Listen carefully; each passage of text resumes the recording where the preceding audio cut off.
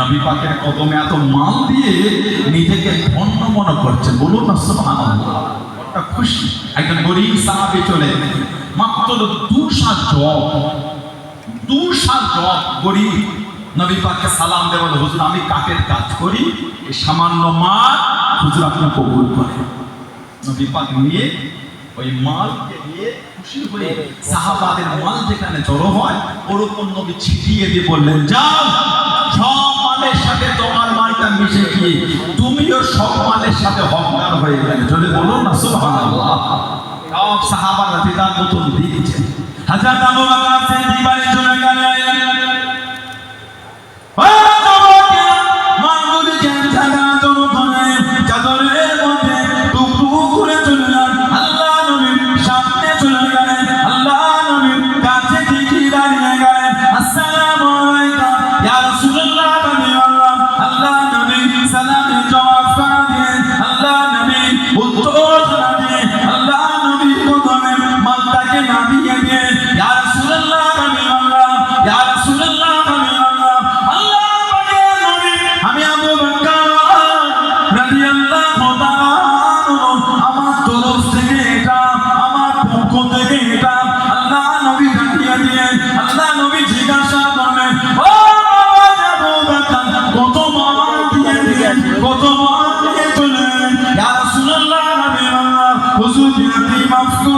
সামান্য মাত্র দিয়েছি কিঞ্চিৎ পরিমাণে নেই। আল্লাহ নবী জিজ্ঞাসা করলেন, আল্লাহ নবী জানতে চাইলেন, ও রাদিয়াল্লাহু তাআলা মা বাবাইতু লিআলিকা, বাড়ির জন্য কি রেখে, ঘরের জন্য কি রেখে, ইয়া রাসূলুল্লাহ আমি আল্লাহ, ইয়া রাসূলুল্লাহ আমি আল্লাহ। আল্লাহ পাকের নবী হুজুর বিয়াদি মাফ করুন, আমি আবু বকর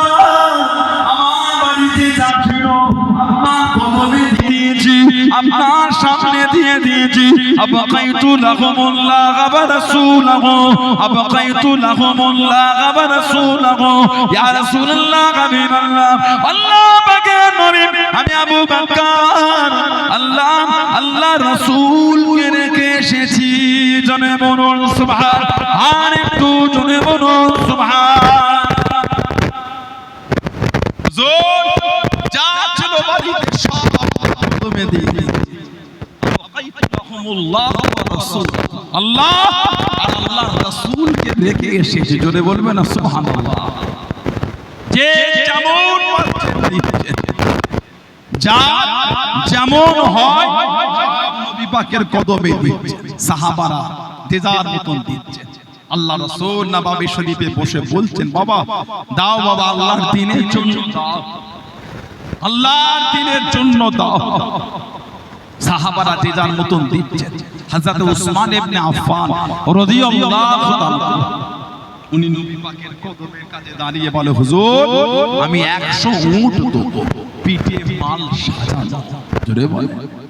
জোরে বলা গেল না, 100 পিঠে মাল সাজানো। নবী এত খুশি হলেন, আল্লাহ রাসূল কবুল করলেন। বলুন না সুবহানাল্লাহ। আল্লাহ নবী আবারো জানিয়ে দিলেন, আল্লাহ নবী জিজ্ঞাসা করলেন, ও সাহাবারা কার কাছে কি আছে বাবা? আমি নবী আমার কাছে দাও বাবা, আমি নবী আমার হাতে দাও বাবা।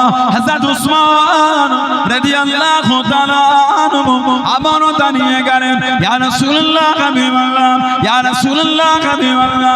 আল্লাহ পাকের নবী আমি উসমান 100 উট নয় গদর, আমি উসমান আপনার কদমে 200 উট আমি দেব, পিঠে মালখানা সাজানো।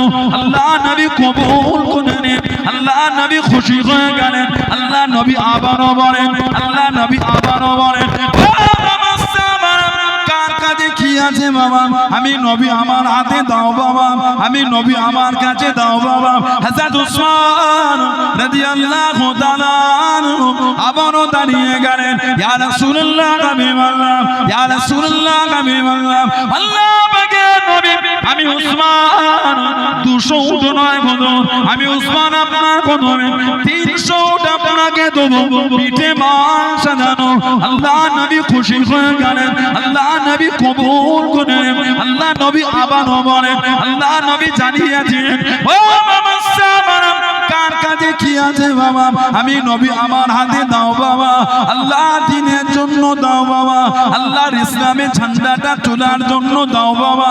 হযরতে উসমান দাঁড়িয়ে গেলেন, ইয়া রাসূলুল্লাহ হাবিবাল্লাহ, ইয়া রাসূলুল্লাহ হাবিবাল্লাহ, আল্লাহ পাকে নবী হুজুর বিয়াদি মাফ করুন, গুস্তাখিটা ক্ষমা করুন, আমি উসমান 300 উট না করুন, আমি উসমান আপনার কদমে 600 উট আমি আপনাকে দেবো, পিঠে মাল সাজানো, জনে বলুন সুবহান, আর একটু জনে বলুন সুবহান। হুজুর 600 উট আমি আপনাকে দেবো, পিঠে মাল সাজানো। নবী খুশি হয়েছেন। রাসূলুল্লাহ দাঁড়িয়ে বলে, উসমান তোমার উপর আমার আল্লাহ এত খুশি হয়ে গিয়েছেন, তোমার কোনো আমল আর তোমার ক্ষতি করতে পারবে না। তোমার দ্বারা যদি কিছু ভুলও হয়ে যায় সেটা তোমার ক্ষতিও করতে পারবে না। আবার নবীর কদমে দাঁড়িয়ে, ইয়া রাসূলুল্লাহ হুজুর আরো 350 উট আমি আপনাকে দেব। জোরে আরেকটু জোরে বলা গেল না? তাবুকের যুদ্ধে খালি উসমান ইবনে আফফান রাদিয়াল্লাহু আনহু 900 থেকে 950 উট উনি একাই দিয়েছেন। 1000 আশরাফি স্বর্ণমুদ্রা নবীর কদমে দিলেন, আর 50 থেকে 100টা যুদ্ধের ঘোড়া। আর নবী পাকের কদমে বললেন, হুজুর এই 30,000 সাহাবাদের মধ্যে 10,000 সাহাবার যাওয়া আসা খাওয়া দাওয়া সমস্ত দায়িত্বটা আমি উসমান আমি নিয়ে নিলাম। জোরে বলেন। নবী মাঝে মাঝে বলতেন, আমার একটাই সাহাবী যে দুনিয়া থেকে দুবার জান্নাত কিনেছে, ওটা হলো আমার উসমান। জোরে বলুন না সুবহানাল্লাহ। এত দান করেছে, যে দান মতো সাহাবারা দান করছে। আল্লাহ রাসূলের কদমে একটা চিঠি এসে হাজির হয়ে গেল। চিঠি, আহা, নবী পাকের কাছে একটা চিঠি এসেছে।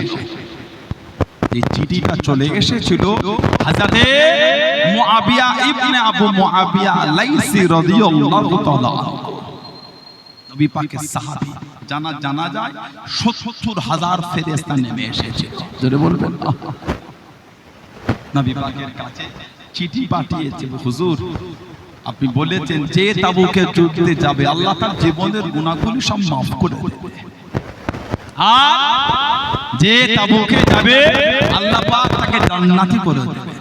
হুজুর আমি তো প্যারালাইসিস হয়ে গিয়েছি, মনটা তো চায় আপনার সাথে আল্লাহর দিনের জন্য পার হব, তবে হুজুর আমি যে প্যারালাইসিস, হাঁটতে পারি না, চলতে পারি না, দাঁড়াতেও পারি না।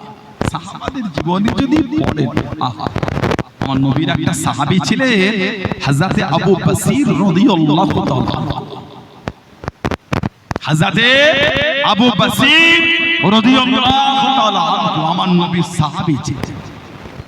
জানাকে শিকল দিয়ে সব সময় মক্কা শরীফে বেঁধে রাখা হতো। ওহ, কেন? হযরতে আবু বসির রাদিয়াল্লাহু তাআলা মুসলমান হয়েছে, সব সময় শিকল দিয়ে বেঁধে রাখতো কাফেররা। ৬ষ্ঠ হিজরির পরে কোন ক্রমে উনি শিকলটা খুলে ছুটতে ছুটতে মক্কা শরীফ থেকে মদিনা শরীফে চলে এসেছিলেন। নবীর দরবার কিতাব এসেছে যে রাস্তাতে হেঁটে হেঁটে ছুটে ছুটে এসেছেন, খালি রক্তর ফুটা পড়ে আছে, রক্ত ঝরতে ঝরতে এসেছেন। কে? হযরতে আবু বসির। কবে? ৬ষ্ঠ হিজরির পরে। ৬ষ্ঠ হিজরিতে একটা সন্ধি হয়েছিল কাফের দেশটিতে, যেটাকে বলা হয় সুলে হুদাইবিয়া। সুলে হুদাইবিয়া বা হুদাইবিয়ার সন্ধি বা হুদাইবিয়ার চুক্তি কাফের দেশটিতে। আল্লাহ নবী নববী শরীফে ওয়াজ করেন, ও যুবকেরা, আল্লাহ নবী সাহাবাদের নিয়ে বয়ান করেন, আল্লাহ নবী জানিয়ে দিলেন, আল্লাহ নবী শুনিয়ে দিলেন, ও সাহাবারা, আমি নবী গতকাল রাতে স্বপ্নের মধ্যে দেখতে পেলাম, খবরের মধ্যে দেখতে পেলাম, আমি নবী আল্লাহ পাকের কাবা শরীফ তওয়াফ করি, আমি নবী আল্লাহ পাকের কাবা শরীফ তওয়াফ করি। নবীদের স্বপ্ন হলো সত্যি, নবীদের স্বপ্ন হলো সত্যি। আল্লাহ নবীকে সাহাবারা জানিয়ে দিলেন, ইয়া রাসূলুল্লাহ হাবিবাল্লাহ, ইয়া রাসূলুল্লাহ হাবিবাল্লাহ, আল্লাহ পাকের নবী হুজুর বিয়াদি মাফ করুন, গুসা কেটা ক্ষমা করুন। কতদিন কাবা শরীফে যায় না, কতদিন কাবা শরীফে যাওয়াটা হলো না। তো যদি একটু যেতেন, যদি একটু যেতেন। আল্লাহ নবী হাও বলেন না, নাও বলেন নাই। নবী বলতেন স্বপ্ন দেখলাম কাবাটা তাওয়াফ করছি। আল্লাহ নবী নাও বলেন না, হাও বলেন। কিন্তু নবী দরবারে রেডি হয়ে চলে আসলেন ১৫০০ সাহাবা ষষ্ঠ হিজরিতে। ১৫০০ নবীর দরবার। কি খবর? না হুজুর খবর পেলাম আপনি নাকি কাবা শরীফে যাচ্ছেন। নবী বলেছেন হাও বলি না, নাও বলি না। হুজুর যদি একটু যেতেন। সাহাবাদের অনুরোধ, আল্লাহর নবী আল্লাহ পাকের হুকুম, রাসূল পার হয়ে গেলেন। কোথায়? কাবা শরীফে যাবেন। আল্লাহ রাসূল সাহাবাদের নিয়ে প্রথমে গেলেন যুলহুলাইফা। যুলহুলাইফা ওটা হলো মদিনা শরীফের মিকাত। যুলহুলাইফা ওটা হলো মদিনা শরীফের মিকাত। মিকাত মানে নির্দিষ্ট একটা সীমানা। মদিনা শরীফের কোন মানুষ যদি হজ বা উমরার উদ্দেশ্যে কাবা শরীফে যেতে চায়, এই যুলহুলাইফা থেকে তাকে ইহরামটা পড়তে হবে। বিনা ইহরামে যদি অতিক্রম করে তাকে একটা পশু জবাহ করতে হবে, দম দিতে হবে। এখন তো আমাদের সমাজে সচরাচর উমরায় যাওয়ার একটু লোক বেড়েছে। কি বলে?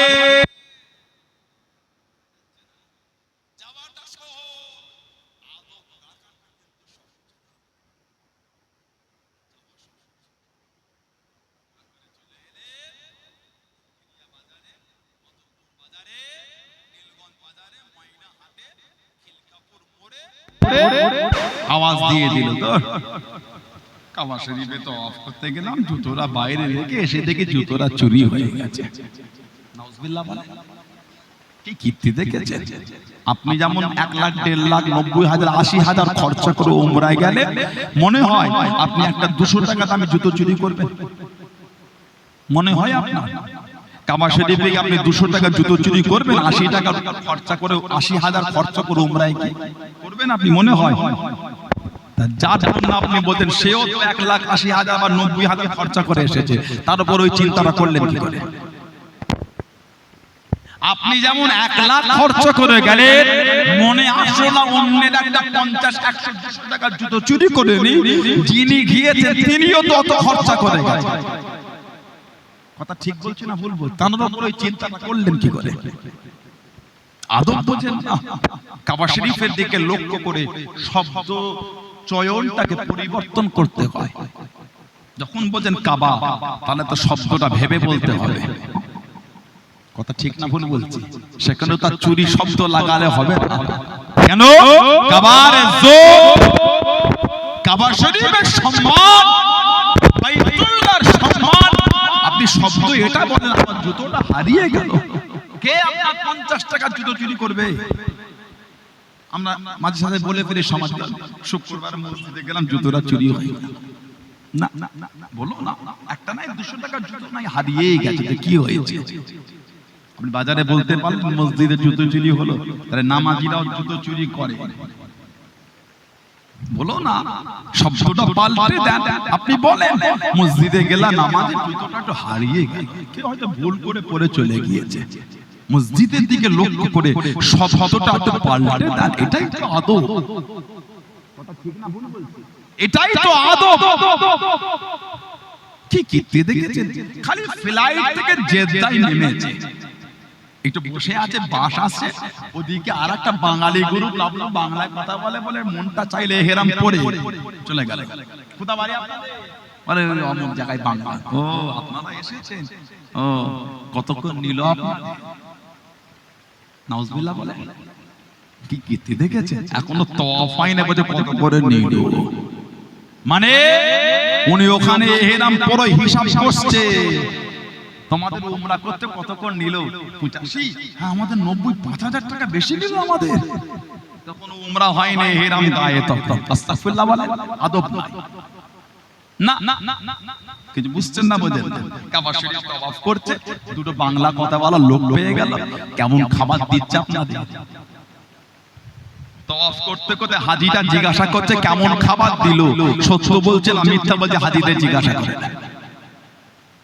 তাওয়াফ করতে করতে গল্প হচ্ছে কেমন খাওয়া দাওয়া দিচ্ছে, হোটেলটা দূরে না কাছে, কত করে নিল আপনাদের। তাওয়াফ সেরে ঈশার নামাজ পড়ে মাতাফের বাইরেটায় বসে গোল টেবিল গল্প করতে করতে আর একটা বাঙালি ওখানে, কোথা বাড়ি আপনাদের? অমুক যাচ্ছে। আচ্ছা কোন ট্রাভেলস যাচ্ছে? আপনাদের কত করে নিল? আমাদের তো 90 করে নিয়েছে।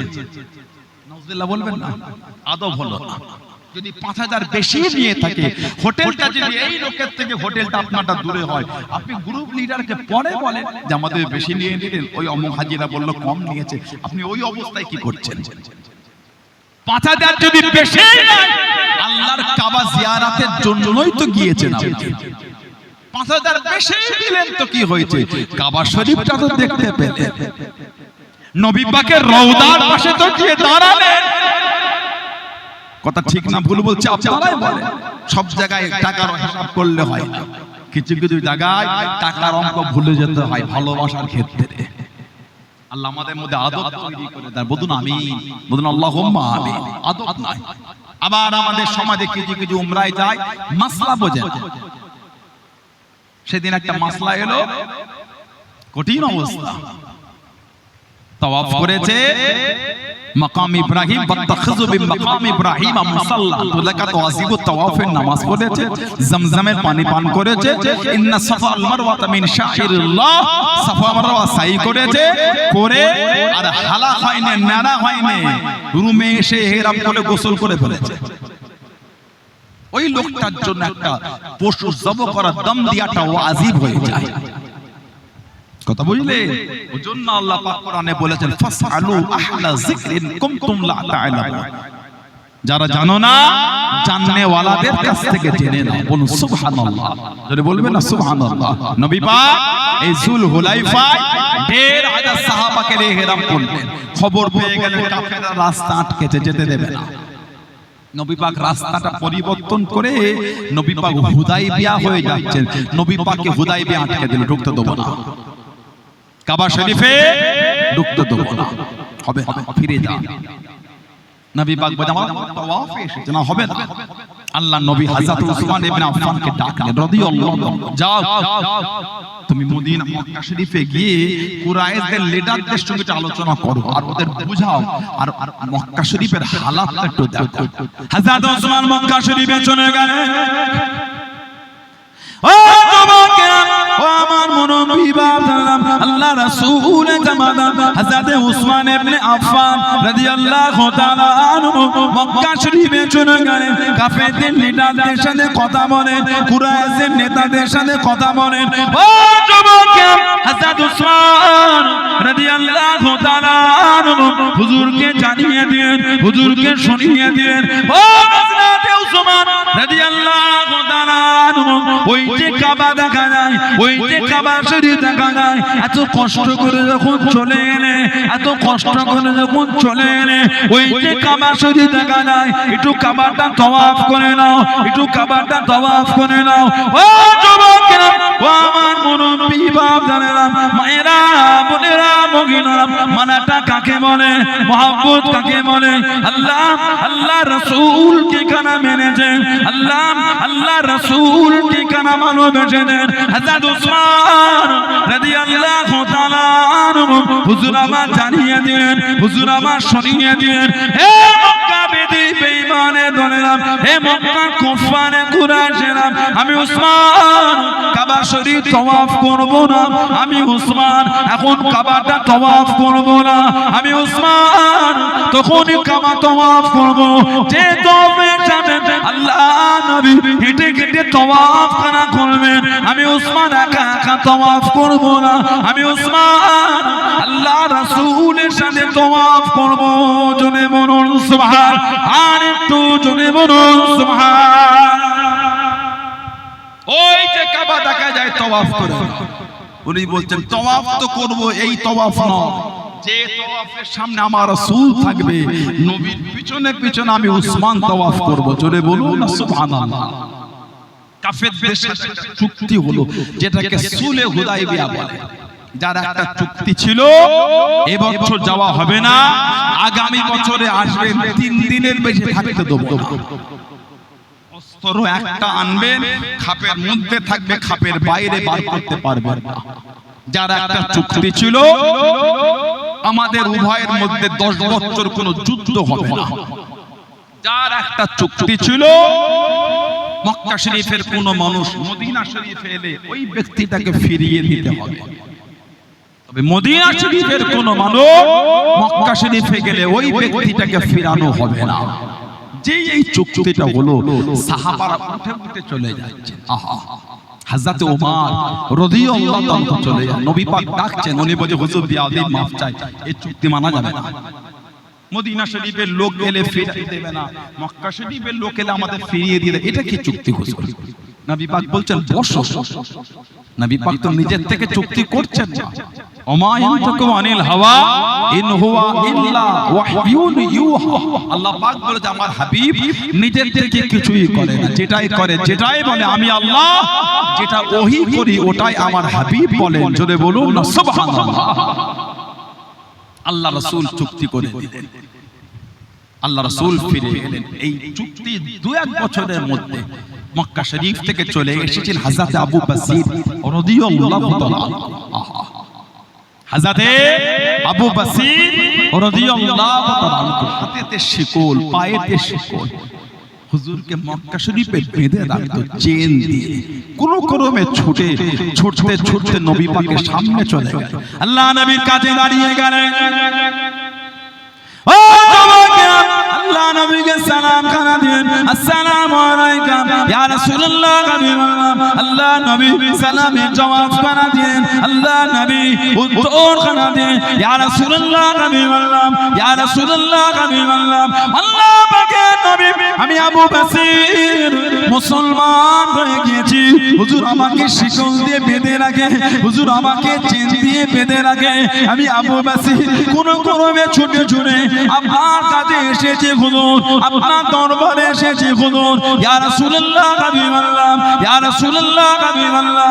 আল্লাহ পাকের নবী, আমি আবু বসির আপনার কাছে থাকবো হুজুর, আপনার দরবারে থাকবো হুজুর। হুজুর আমি মক্কায় ফিরে যাব না, আমি মক্কায় চলে যাব না, আমি আপনার কাছে থাকতে চাই, আমি আপনার দরবারে থাকতে চাই।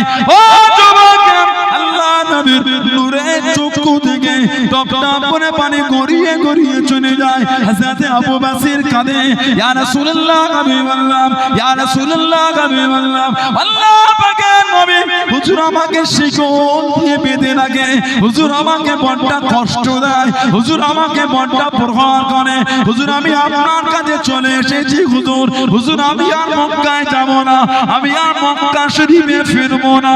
ও যুবক, আল্লাহ রাসূলের সাহাবী হযরত আবু বসির রাদিয়াল্লাহু তাআলা আনহু পিছনে দুজন মানুষ দাঁড়িয়ে গেল, দুজন ব্যক্তি দাঁড়িয়ে গেল। ও হযরত মুহাম্মদ সাল্লাল্লাহু আলাইহি ওয়াসাল্লাম, আপনি যে জবান দিয়েছেন, আপনি যে কথা দিয়েছেন, মক্কা শরীফের কোন মানুষ মদিনা শরীফে চলে এলে আপনি তাকে ফিরিয়ে দেবেন, আপনি তাকে ফিরিয়ে দেবেন। আবু বসির মক্কা থেকে চলে এসেছে, আপনি তাকে ফিরিয়ে দেন, আপনি তাকে পাঠিয়ে দেন।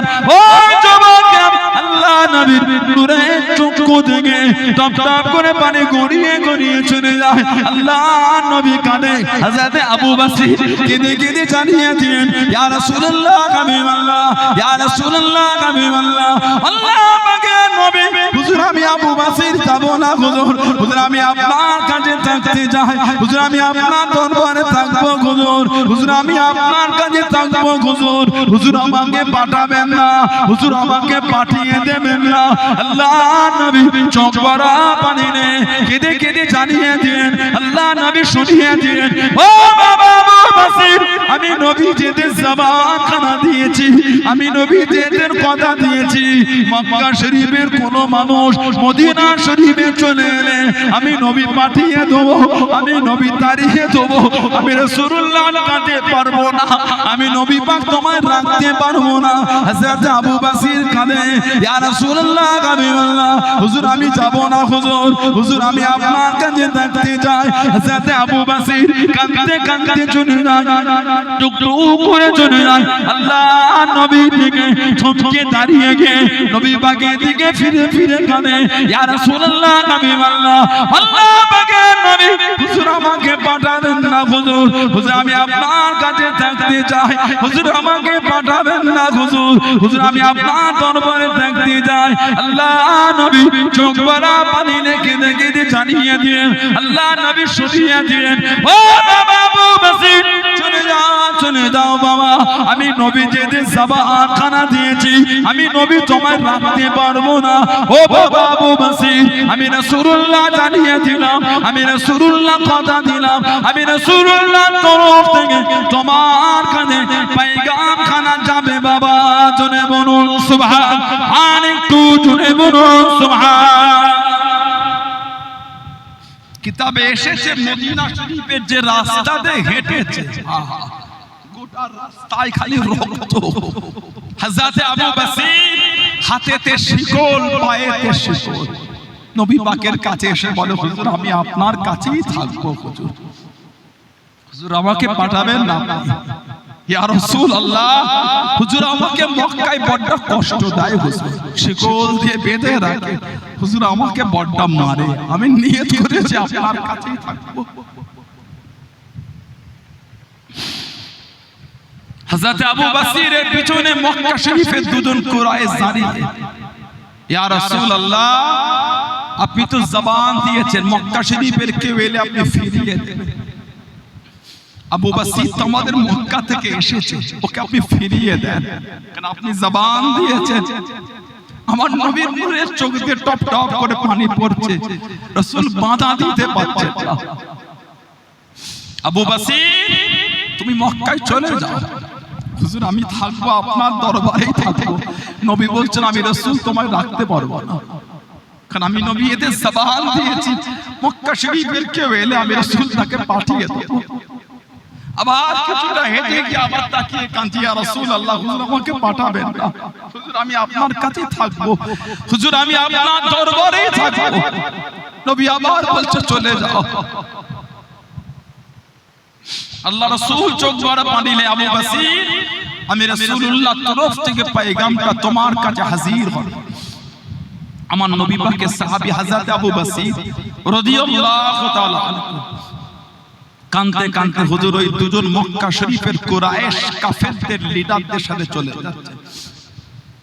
জুল হুলাইফায় গিয়ে একটু রেস্ট নিচ্ছেন। জুল হুলাইফা কি মানা আমার রাসূল কি, সাহাবাদের প্রশংসা আল্লাহ এমনি করেন। আল্লাহ পাক বলেছেন রাদিয়াল্লাহু আনহুম ওয়া রাদু আন, তাদের উপর আমি আল্লাহ খুশি, তারাও আমি আল্লাহ আমার উপরে খুশি। বলুন না সুবহানাল্লাহ। এমনি আল্লাহ বলেন।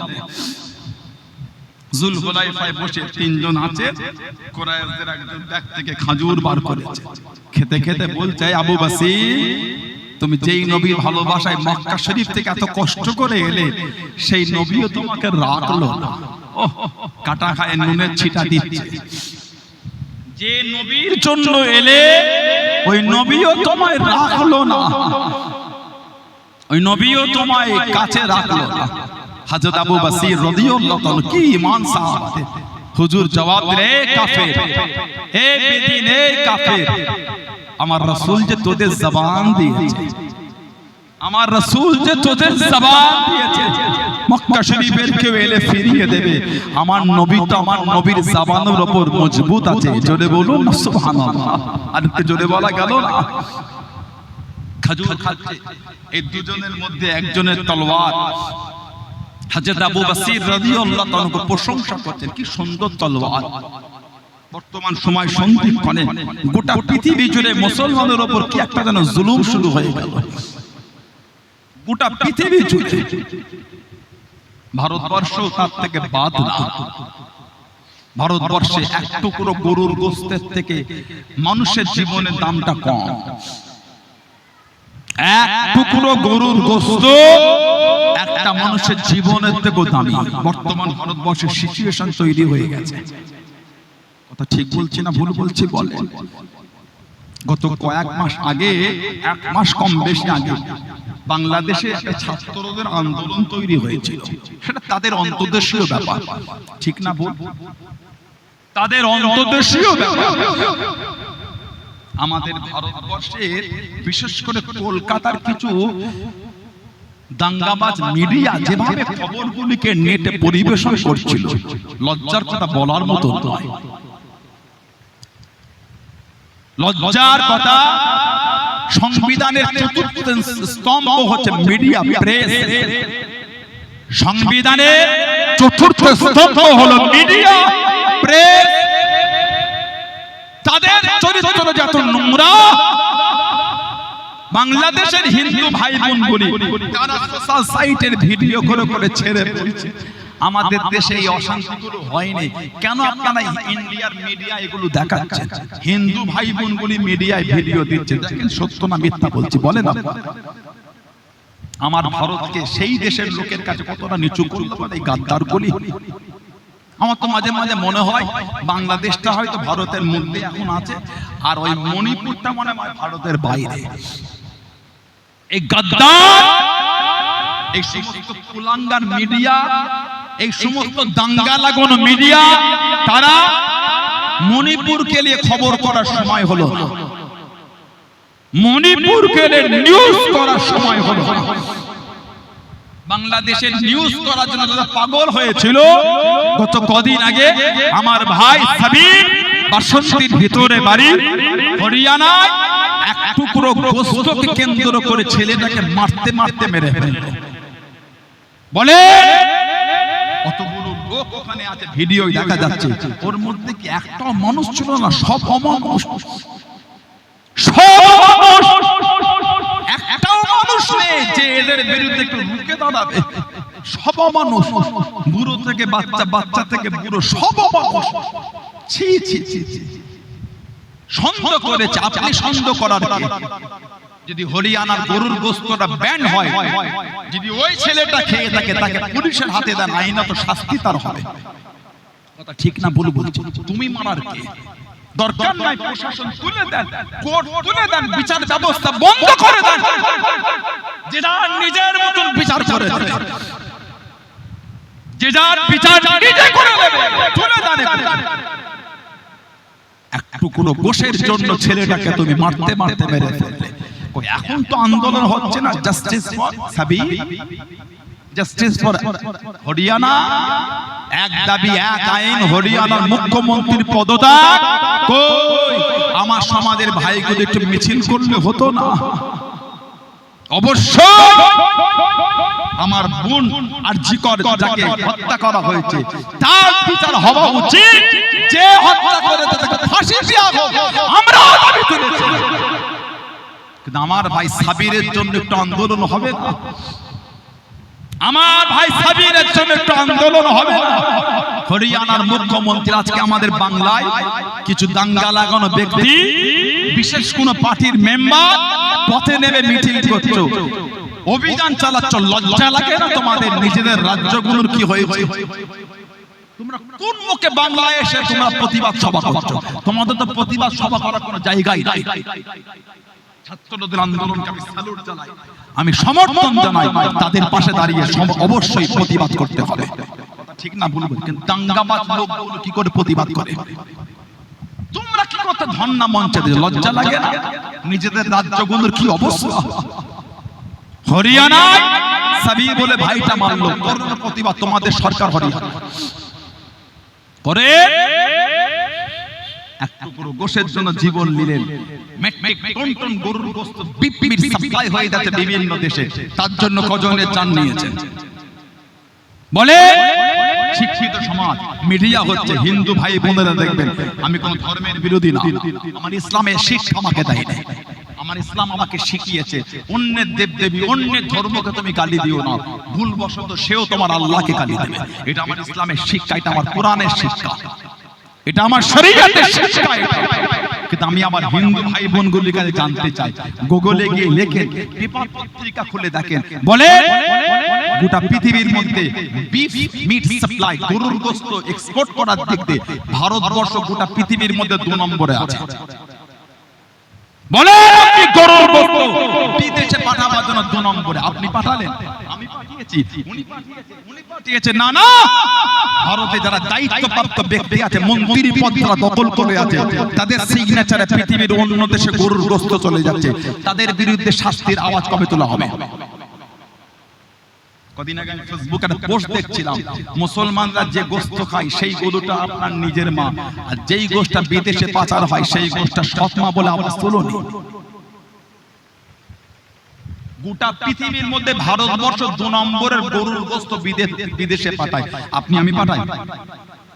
বলে দেশের প্রধানমন্ত্রী, দেশের স্বরাষ্ট্রমন্ত্রী, দেশের যারা দায়িত্বপ্রাপ্ত বিদেশ মন্ত্রী, তাদের অনুমতিতেই তো এক্সপোর্ট হচ্ছে। কথা বলছেন না? পাকিস্তান পাকিস্তান করে গাদ্দার কোন মুখে থুতু তুলে ফেলছে। আর কদিন আগে সোশ্যাল সাইটে দেখলাম পাকিস্তানের কোম্পানির কাছ থেকে না ইলেকট্রনিক বন্ডের মধ্য দিয়ে কোটি কোটি টাকা সাহায্য নিয়েছে। লজ্জা লাগা উচিত, সাধারণ জনগণের মধ্যে অশান্তি লাগাবার আগে। কি সুন্দর হিন্দু মুসলমান জৈন খ্রিস্টান বৌদ্ধ নাসারা দলিত আদিবাসী কাঁধে কাঁধ মিলিয়ে বসবাস করছে, কিছু দাঙ্গাবাজ জঙ্গিদের সহ্য হচ্ছে না। কাজ তো কিছু করে না জঙ্গি। মুসলমানের দিকে আগে আগুন তোলার আগে নিজের দিকে আগুনটা তোলো, জঙ্গি মেন্টালিটির লোক তুমি। চলে ভারতবর্ষ থেকে বিদেশে গরুর গোশত পাচার বন্ধ হবে, আওয়াজ তোলে, দেখবো গুরুত্ব তেজ তোমার কত আছে। সাবির বলে নিরীহ মুসলমানটাকে মারা সহজ, বলে আওয়াজ তোলে। ভারতের বিভিন্ন মসনাদগুলিকে যাদের অনুমতিতে, যাদের সিগনেচারে গরুর গোশত বিদেশে পাচার হয়ে যাচ্ছে, তাদের অফিসগুলোকে ঘেরাও করেন, জানবো আপনি বাপের বেটা আপনার গুড় দেখতে যাচ্ছে। নাপুংসক, গাদ্দার, জঙ্গি মুসলমানকে দেখলে জিভে লাল করে মারার জন্য। হিংস্র গাদ্দার গত 3 দিন আগে মুম্বাইয়ের একটা ট্রেনে 70 বছরের একটা হাজি আশরাফ, একটা মুরব্বী বাপ, তাকে কিভাবে টর্চার করতো, এগুলো দেখার মতো, এই ভিডিও দেখার মতো সহ্য হয়। কি সম্প্রীতির বার্তা আপনি দিচ্ছেন? করে প্রতিবাদ করতে থাকলে তাদের বিরুদ্ধে কোন দাঙ্গা হলে, অশান্তি হলে, কিছু হলে খালি মুসলমানের নাম খুঁজছেন, লজ্জা লাগে না? শাস্তি আবার ধর্ম দেখে হয়, শাস্তি অন্যায় দেখে হয়। কোন মুসলমান কিছু করলে বল্টুটার দিয়ে ঘর ভেঙে দিলেন। হরিয়ানার ওই জঙ্গিগুলোর ঘর বল্টুটার লেগেছে, মুসলমানের ঘর বল্টুটার দিয়ে ভাঙতে খুব মজা লাগে। মুসলমানদের বাড়িতে বল্টুটার দিতে মজা লাগে, একটু দাও, একটু লাগা। কি জুলুম, কি অত্যাচার! আজকে কিছু লোক বাংলায় প্রতিবাদ করছে, অবরোধ করছে, লজ্জা লাগে না?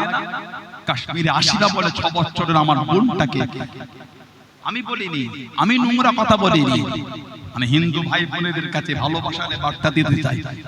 6 বছরের আসিফা বলে বোনটাকে আপনাদের ধর্মের পবিত্র জায়গা মন্দিরে নিয়ে এসে ধর্ষণ করেছিল। আপনাদের মন্দিরকে সম্মানীয়, আপনাদের ধর্মের জায়গাকে মুসলমান অপমান করেনি, ওই গাদ্দার গুণ অপমান করেছে। ওদের বিরুদ্ধে সবাইকে রুখে দাঁড়াতে হবে। আসিবার বাবা বলেছে সব জায়গা খুঁজেছি, আমার হিন্দু ভাইদের পবিত্র ধর্মের জায়গা, ওই জায়গাটাকে খুঁজিনি কেন? ওটা আমার মাথায় আসেনি, ওইখানে এই কর্মটা হতে পারে। সেই গাদ্দারগুলি যখন বেল্টে ছাড়া পাচ্ছে, আসামিগুলি, জঙ্গিগুলি তাদের গলায় ফুলের মালা আর মিষ্টি খাওয়াচ্ছে। কোন গাদ্দারগুলো করলো? তারা আবার বাংলায় মিছিল করছে, আর যে করে শাস্তি হতে হবে। লজ্জা লাগে না তোমাদের? গত কয়েক বছর আগে রাজস্থানে মালদার আমার ভাই আফরাজুল বলে, ভাই আফরাজুল এক জঙ্গি, শম্ভুলাল বলে একটা জঙ্গি, শম্ভুলাল প্রকাশ্য মিডিয়া লাইভে আফরাজুল বলে ভাইটাকে থেতলে থেতলে মেরেছে। ভিডিও দেখেন না আপনারা? শম্ভুলাল বলে জঙ্গিটা মালদার আফরাজুল বলে ভাইটাকে থেতলে থেতলে মিডিয়ায় ফেসবুকে লাইভ দিয়ে মেরেছে। ওই জঙ্গিটাকে যখন জেল থেকে ছাড়া হচ্ছে, আমার দেশের কিছু গাদ্দার আর জঙ্গিকে সাপোর্টকারী মেন্টালিটির ব্যক্তিগুলি তারা ওই শম্ভুলালকে গলায় ফুলের মালা আর মিষ্টি খাইয়ে ছাড়িয়ে এনে তাকে আবার ওনাদের পার্টি থেকে ভোটে দাঁড় করিয়ে দিল। সেই সমস্ত নোংরা হিংস্র ব্যক্তিগুলি বাংলায় দাঁড়িয়েছে আরজি করার হয় শাস্তি দিয়ে হবে। নিজেদের রাজ্যগুলিকে ঠিক করতে যাও, কথা ঠিক না ভুল বলছি বলে? কি দুঃখ লাগে এগুলো আমাদের। বিলকিস বানু 2002 যাকে ধর্ষণ করা হয়েছে, রেপ করা হয়েছে, পেটের বাচ্চাটাকে হত্যা করা হয়েছে, তার বাড়ি 7 জনকে খুন করা হয়েছে। গুজরাট 2002 বিলকিস বানুর এই আসামিগুলো যখন জেল থেকে আপনার বের দিয়ে যখন বাইরে বার হয়েছে, ওই বিলকিস বানু ধর্ষণকারীদের এই জঙ্গি মেন্টালিটির ব্যক্তিগুলোকে আপনাদের পার্টির লোকেরা গলায় মালা আর মিষ্টি বিতরণ করে ছাড়িয়ে এনেছিল। আপনারা আবার বাংলায় আন্দোলন করছেন। ধর্ষণকারীদের শাস্তি দিতে হবে, লজ্জা লাগে না আপনাদের? আয়নায় গিয়ে মুখটা দেখে নিজের মনকে বিচার করবেন আপনি কোন মেন্টালিটির। আল্লাহ ফিতনা থেকে আমাদের হেফাজত করে, বলুন আমিন। আল্লাহ জাতি ধর্ম বর্ণ নির্বিশেষে আল্লাহ সকলের মধ্যে মিল মোহাব্বত দেন, বলুন আল্লাহুম্মা আমিন। এই অন্যায়কারীদের শাস্তি হোক, বলুন আল্লাহুম্মা আমিন। জোরে বলেন আল্লাহুম্মা আমিন। হযরতে আবু বসির রাদিয়াল্লাহু আনহু একজনের তলোয়ারের প্রশংসা করতে গিয়ে বললেন, খুব সুন্দর তলোয়ারটা একটু দেখি। তলোয়ারটা হাতে নিলে তলোয়ারটা ঘাঁটতে ঘাঁটতে দুজনের মধ্যে একজনকে জাহান্নামায় পাঠিয়ে দিয়েছে, আর একজন কোন ক্রমে চলে গিয়েছে। হযরত আবু বসির রাদিয়াল্লাহু আনহু উনি মদিনা শরীফও আসলেন না, মক্কা শরীফও গেলেন না। কেন? মদিনা শরীফে এলে নবী পাক আবার ওনাকে মক্কা শরীফে পাঠিয়ে দিলেন। মধ্যখানে এক জায়গায় জঙ্গল থেকে হুজুর রয়ে গেলেন। কিতাব এসেছে এবার মক্কা শরীফে কেউ মুসলমান হলে মদিনা শরীফে আসতো না, হযরত আবু বসির রাদিয়াল্লাহু আনহুর কাছে জড়ো হতেন। ওনার কাছে জড়ো হয়ে সাহাবাদের একটা কাফেলা তৈরি হয়ে গেল। জোরে বলা গেল না সুবহানাল্লাহ। হযরত আবু বসির রাদিয়াল্লাহু আনহু অসুস্থ হয়ে গেলেন। সাহাবাদের মধ্যে কেউ কেউ বললেন, আবু বসির তুমি যে বলতে নবীর পায়গাম তোমার কাছে আসবে, আবার কবে আসবে? তুমি তো অসুস্থ। আল্লাহর হুকুম, নবী পাকের পায়গাম এসে গেল, যাও আমার আবু বসিরকে গিয়ে বলো। হযরত আবু বসিরের কাছে নবী পাকের তরফ থেকে যখন দাওয়াত চলে আসলো, এত খুশি হয়ে গেলেন, অসুস্থ অবস্থায় পড়তে লাগলেন, আশহাদু আল্লা ইলাহা ইল্লাল্লাহু ওয়াহদাহু লা শারীকা লাহু ওয়া আশহাদু আন্না মুহাম্মাদান আবদুহু ওয়া রাসূলুহু। হুজুরের ইন্তেকাল হয়ে গেল, ইন্না লিল্লাহি ওয়া ইন্না ইলাইহি রাজিউন। কম কষ্ট সাহাবাদের হয় না। হযরতে মুআবিয়া ইবনে আবু মুআবিয়া লাইসি রাদিয়াল্লাহু আনহু নবী পাকের কাছে চিঠি পাঠিয়েছেন নবম হিজরি। কে? হযরতে মুআবিয়া ইবনে আবু মুআবিয়া লাইসি। আল্লাহ নবী তাবুকের জমিনে আছেন।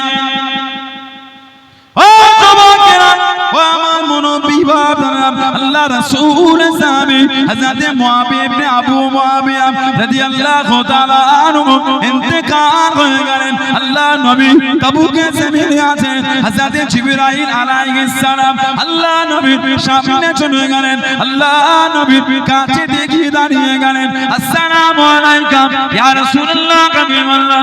আল্লাহ নবী সালামের জবাব কানা দেন, আল্লাহ নবী উত্তর কানা দেন। আল্লাহ নবী জিজ্ঞাসা করলেন, ও হযরতে জিবরাইল কি মনে করে চলে আসেন, কি চিন্তা করে চলে এলেন? ইয়া রাসূলুল্লাহ কাবিমাল্লাহ, ইয়া রাসূলুল্লাহ কাবিমাল্লাহ। আল্লাহ পাকের নবী, হুজুর আমি জিবরাইল আপনার সাথে মুলাকাত করতে চলে এলাম। আল্লাহ নবী জিজ্ঞাসা করলেন, আল্লাহ নবী জানতে চাইলেন, ও হযরতে জিবরাইল বলেন তো দেখি আজকে দিনে কেন আকাশের সূর্যের আলোটা তো বেশি, আকাশের সূর্যের আলোটা তো বেশি। ইয়া রাসূলুল্লাহ কাবিমাল্লাহ, ইয়া রাসূলুল্লাহ কাবিমাল্লাহ। আল্লাহ পাকের নবী, হুজুর বেয়াদবি মাফ করুন, এটা শুধু সূর্যের আলো না, এটা শুধু সূর্যের আলো না। আপনার মুহাম্মদের সাহাবী হযরতে মুআবিয়া ইবনে আবু মুআবিয়া লাইসি রাদিয়াল্লাহু তাআলা আনহু মদিনা শরীফে ইন্তেকাল হয়ে গিয়েছে। জানা যায় ৭০,০০০ রহমতের ফেরেশতা নেমে এসেছেন। ফেরেশতাদের নূরের জ্যোতি, আকাশের সূর্যের আলো, দুটো আলো একসাথে মিশে আজকে দিন এত বেশি হয়ে গেল। ইয়া রাসূলুল্লাহ হাবিবাল্লাহ, ইয়া রাসূলুল্লাহ হাবিবাল্লাহ, আল্লাহ পাকের নবী হুজুর বিয়াতি মাফ করুন, আপনি কি ওনা জানাজায় যাবেন? আপনি কি ওনা জানাজায় যাবেন? আল্লাহ নবী জানিয়ে দিলেন, আল্লাহ নবী শুনিয়ে দিলেন, ও হযরতে জিবরাইল, আমি রাসূলুল্লাহ জিয়ারত তাবুকে আমার সাহাবী তো মদিনা শরীফ, এতটা রাস্তা যাব কিভাবে? এতটা রাস্তা হবে কিভাবে? ইয়া রাসূলুল্লাহ হাবিবাল্লাহ, ইয়া রাসূলুল্লাহ হাবিবাল্লাহ, আল্লাহ পাকের নবী আপনি যদি যেতে চান আল্লাহ পাকের হুকুমে আপনার জন্য রাস্তাখানা ছোট হয়ে যাবে। জনে বলুন সুবহান, আর একটু জনে বলুন সুবহান। হুজুর আপনি যাবেন কি বলেন? দুরকম বর্ণনা বাইহাকি শরীফে এসেছে। একরকম আল্লাহ পাকের হুকুম, আমার নবীর জন্য রাস্তা ছোট হয়ে গিয়েছে। নবী পাক মুহূর্তের মধ্যে গিয়ে ওনার জানাজা পরে মদিনা শরীফ থেকে আবার ফিরে এসেছিলেন। বলুন না সুবহানাল্লাহ। আর একটা বর্ণনা, নবী পাক সিরিয়া তাবুকেই ছিলেন, ওখান থেকে আল্লাহ পাকের হুকুম পর্দাটা উঠে গিয়েছিল। নবী পাক সিরিয়া তাবুক থেকে মদিনা শরীফে ওনার জানাজাটা দেখতে পাচ্ছিলেন। আল্লাহ নবী ওখান থেকে জানাজা পড়লে নবী পাকের পিছনে দুটো কাতারে ৭০,০০০ করে ১,৪০,০০০ ফেরেশতা ওনার জানাজার নামাজ পড়েছিলেন। জোরে বলুন, আর একটু জোরে বলা গেল না? হযরতে মুআবিয়া ইবনে আবু মুআবিয়া লাইসি রাদিয়াল্লাহু তাআলা আমলটা কি ছিল? কিতাব এসেছে ওনার আমল ছিল উঠতে বসতে ঘুরতে ফিরতে নামাজের প্রতি রাকাতে সূরা ইখলাসটাকে পড়তেন। সূরা ইখলাস, কুল হুয়াল্লাহু আহাদ আল্লাহুস সামাদ লাম ইয়ালিদ ওয়া লাম ইউলাদ ওয়া লাম ইয়াকুল লাহু কুফুয়ান আহাদ। সব সময় ওটাই পড়তেন। আল্লাহ তো খুশি হয়ে গিয়েছেন, ওনার জানাজা আল্লাহ ৭০,০০০ ফেরেশতা পাঠিয়ে দিয়েছেন। জোরে বলে, আর একটু জোরে বলা গেল না? ওনার তরফ থেকে চিঠি একটা নবীর দরবারে চলে গেল। কবে? নবম হিজরি। সব সাহাবারা নবীর কদমে মাল দিচ্ছেন। সাহাবাদের মধ্যে একটা আনন্দের ঢেউ জেগে উঠেছে। কেন? আল্লাহ রাসূল বলেছে যে তাবুকে যাবে জীবনের গুনাহগুলি আল্লাহ সব মাফ করে দেবে, আল্লাহ পাক তাকে জান্নাতি করে দেবে। সাহাবাদের একটা জনস্রোত তৈরি হতে ৩০,০০০ সাহাবা। নবী পাকের কাছে চিঠি আসলো, নবী পাক চিঠিটা পড়লেন, আমার নবীর নূরের চক্ষু থেকে টপ টপ করে পানি ঝরছে। হযরত আবু বকর সিদ্দিককে ডাক দিয়ে দিলেন, ও আবু বকর রাদিয়াল্লাহু তাআলা আনহু, এই চিঠিটা পড়েন বাবা। হযরত আবু বকর সিদ্দিক রাদিয়াল্লাহু তাআলা আনহু চিঠিটাকে হাতে নিয়ে হুজুর আমার পড়তে শুরু করলেন। আসসালামু আলাইকুম ইয়া রাসূলুল্লাহ হাবিবাল্লাহ, আসসালামু আলাইকুম ইয়া রাসূলুল্লাহ হাবিবাল্লাহ।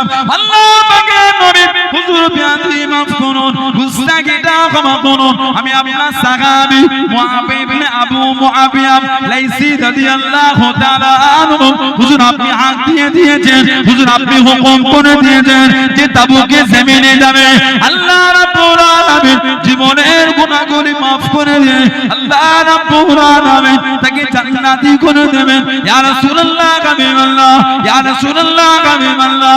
আল্লাহ পাকের নবী হুজুর বিয়াতি maaf করুন, জীবনের বড়টা আশা, জীবনের বড়টা চাওয়া, জীবনের বড়টা আশা আপনার সাথে জিহাদে জমিনে যাব আল্লাহ দ্বীনের জন্য। ইয়া রাসূলুল্লাহ হাবিবাল্লাহ, ইয়া রাসূলুল্লাহ হাবিবাল্লাহ। আল্লাহ পাকের নবী আমি মুআবিয়া ইবনে আবু মুআবিয়া লাইসি রাদিয়াল্লাহু তাআলা আনহু প্যারালাইসিস হয়ে গিয়েছি। হুজুর আমি হাঁটতে পারি না, হুজুর আমি চলতে পারি না, হুজুর আমি দাঁড়াতে পারি না। তবে ইয়া রাসূলুল্লাহ হাবিবাল্লাহ, আল্লাহ পাকের নবী হুজুর বিয়াতি maaf করুন, আপনি যদি হুকুম করে না, আপনি যদি অনুমতি খানা দিয়ে না, হাঁটতে পারি না তো কি হয়েছে, চলতে পারি না তো কি হয়েছে, দাঁড়াতে পারি না তো কি হয়েছে, আমি মুআবিয়া ইবনে আবু মুআবিয়া লাইসি রাদিয়াল্লাহু তাআলা আনহু আপনার পিছনে পিছনে আল্লাহ দ্বীনের জন্য বুক দিয়ে ঘিষড়ে ঘিষড়ে, বুক দিয়ে ঘিষড়ে ঘিষড়ে হাতে করে টেনে টেনে আমি আপনার সাথে যাব। জোরে বলুন সুবহান, আর একটু জোরে বলুন সুবহান। হুজুর আমি যে প্যারালাইসিস হয়ে গিয়েছি, হাঁটতেও পারি না, চলতেও পারি না, তবে হুজুর আপনি যদি বলেন হাঁটতে পারি না তো কি হয়েছে, এই বুক দিয়ে জমিনে ঘিষিয়ে ঘিষিয়ে হাতে করে টেনে টেনে হুজুর আপনার পিছনে পিছনে জিহাদে হুজুর আমিও যাব। জোরে বলো, জোরে বলা গেল না সুবহানাল্লাহ।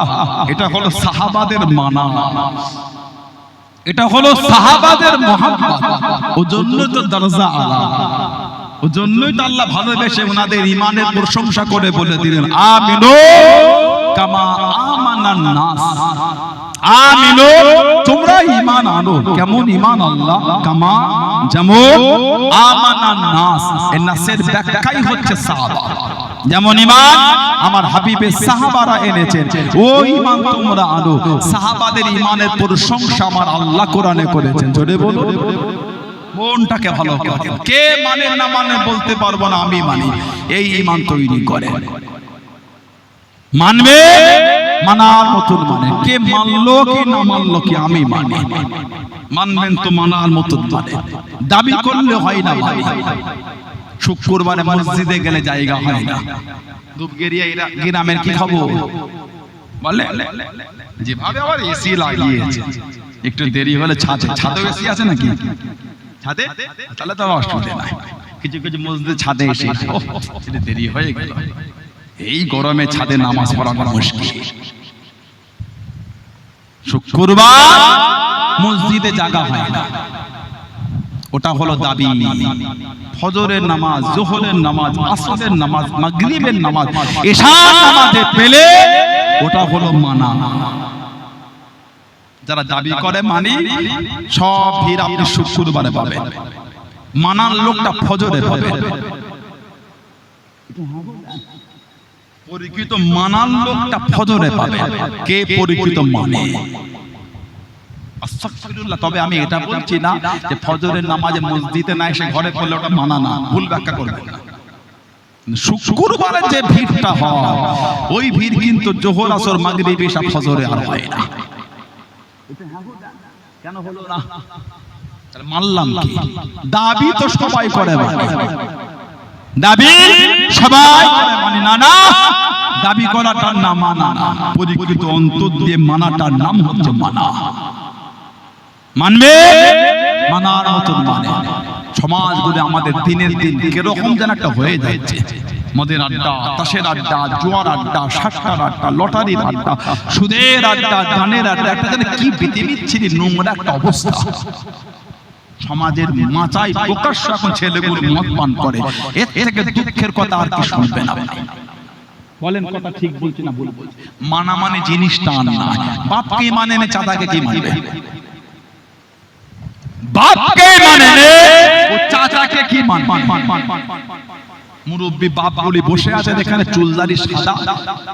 ওনারা যখন আমাদের মতন ছিলেন, এত বড় হয়েও ম্যাচুরিট হয়ে এত বড় যখন হয়ে গেলেন, কি ওনারা যখন আমাদের থেকে 2-5 বছরের ছোট ছিলেন, নিজের আব্বা নয়, সমাজের ওই পাড়ার একটা মুরব্বী চাচাও যদি দেয় কি করছো, যাও ঘরে যাও, জিজ্ঞাসা করে, মাথাটা হিট করে টুকটুক করে ঘরে চলে যেত।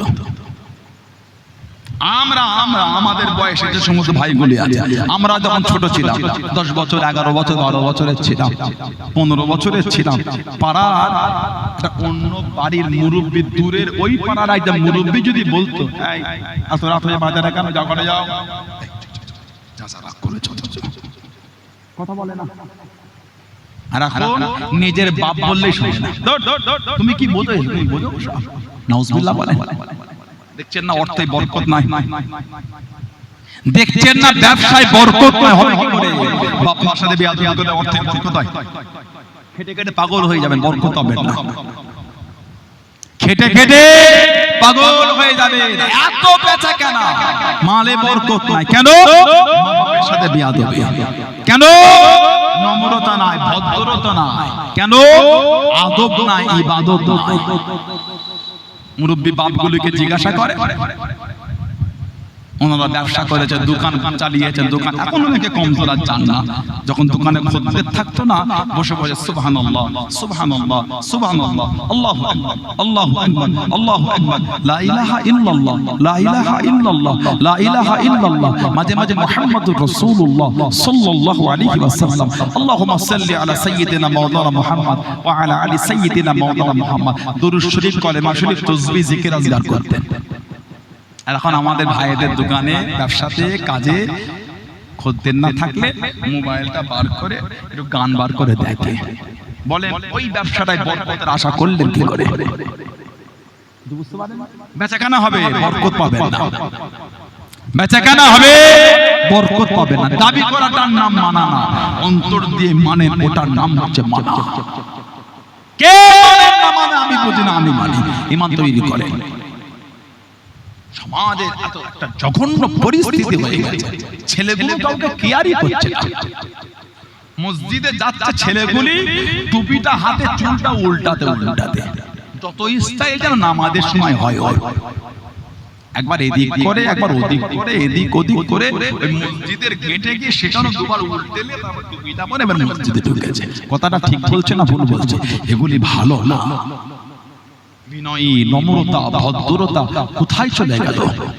ওজন্যই বরকত নাই। আল্লাহ পাক কোরআন শরীফে বলে দিয়েছেন, জাহারাল ফাসাদু ফিল বাররি ওয়াল বাহরি বিমা কাসাবাত আইদিহিন নাস। জলভাগে, স্থলভাগে যা কিছু হয়, যা কিছু ঘটে, সব আমাদের কর্মের ফল। যেমন আমরা কর্ম করব, ফলটা তেমনই পাবো। আল্লাহ পাক আমাদের ভাইগুলিকে সুবুদ্ধি দান, আল্লাহ এদের মন নোংরা থেকে ঘুরিয়ে দেন, আল্লাহ পাক এদের ভালো পথে চলার তৌফিক দান। আল্লাহ আমাদের প্রত্যেকের দ্বারা পাঁচ ওয়াক্ত নামাজটাকে কায়েম করিয়ে দেন। বলুন আমিন। জোরে হলো না আমিন? জোরে হলো না আল্লাহুম্মা আমিন। একটু দরুদ শরীফ, আল্লাহুম্মা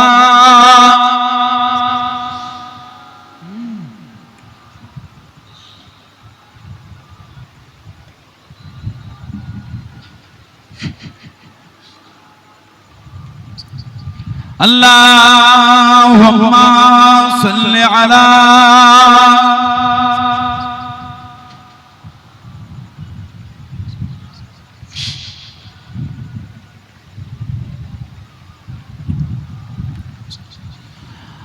আল্লাহু আল্লাহ আল্লাহু আল্লাহ আল্লাহু আল্লাহ আল্লাহু আল্লাহ कहती है फूलों की रिदा अल्लाहु अल्लाह अल्लाहु अल्लाह कहती है फूलों की रिदा अल्लाहु अल्लाह अल्लाहु अल्लाह कहती है फूलों की रिदा अल्लाहु अल्लाह कहती है फूलों की रिदा अल्लाहु अल्लाह असजान की बत्तों ने कहा अल्लाहु अल्लाह अल्लाहु अल्लाह अल्लाहु अल्लाह अल्लाहु अल्लाह अल्लाहु अल्लाह कहती है फूलों की रिदा अल्लाहु अल्लाह अल्लाहु अल्लाह बादल आसमां पे लिखा अल्लाहु अल्लाह अल्लाहु अल्लाह बोलो ना सुबहानल्लाह। আর কে জোরে বলা গেল না? বাদল आसमां पे लिखा अल्लाहु अल्लाह अल्लाहु अल्लाह बादल आसमां पे लिखा अल्लाहु अल्लाह बादल आसमां पे लिखा अल्लाहु अल्लाह पर्वत की कतरों की निदा अल्लाहु अल्लाह अल्लाहु अल्लाह अल्लाहु अल्लाह अल्लाहु अल्लाह अल्लाहु अल्लाह कहती है फूलों की रिदा अल्लाहु अल्लाह अल्लाहु अल्लाह वो सूराए यासीन हो सूराए रहमान सूराए रहमान वो सूराए यासीन हो सूराए रहमान सूराए रहमान वो सूराए यासीन हो सूराए रहमान वो सूराए यासीन हो सूराए रहमान कुरान के लफ्जों की सदा अल्लाह अल्लाह अल्लाह अल्लाह अल्लाह अल्लाह अल्लाह अल्लाह अल्लाह कहती है फूलों की रिदा अल्लाह अल्लाह अल्लाह अल्लाह अल्लाहुम्मा सल्ली अला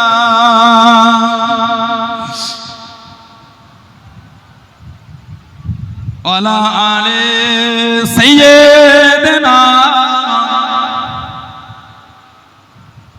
আমার ভাইয়েরা বাপজানেরা ছেলেরা যুবকেরা মুরব্বীরা মায়েরা মেয়েরা বোনেরা মহিলারা ভালো হন শরীয়তের মধ্যে আসেন কবরে যাবেন কবরে যাব কিয়ামতে উঠবেন কিয়ামতে উঠব মরণ আমার আপনার হবেই হবে আল্লাহ পাকের দরবারে কি মুখ আমি আপনি দেখাবো আল্লাহ দরবারে কি মুখ দেখাবো বলেন দুবগেরিয়া গ্রামের 16 আনার কবরস্থানে গিয়ে দেখেন সব মুরব্বিগুলি আত্মীয় স্বজনগুলি কাতারে কাতারে শুয়ে আছে বলেন ঠিক বলছি না ভুল বলছি কিছু কিছু কবরের কাছে গিয়ে দেখবেন কবরের বাঁশগুলি ধসে ধসে ঢুকে মাটি ধসে নেমে গিয়ে বাঁশ পড়ছে নিচে নেমে গিয়ে এই যে পানি হচ্ছে ওই কবরের কাছে গিয়ে দেখবে কবরের ভিতরে পানি জমে আছে আহা আমরাও কিন্তু একদিন তাদের পাশে গিয়ে শুবো আমাদের মধ্যে অনেকের কবর ধসে নেমে যাবে পানি হলে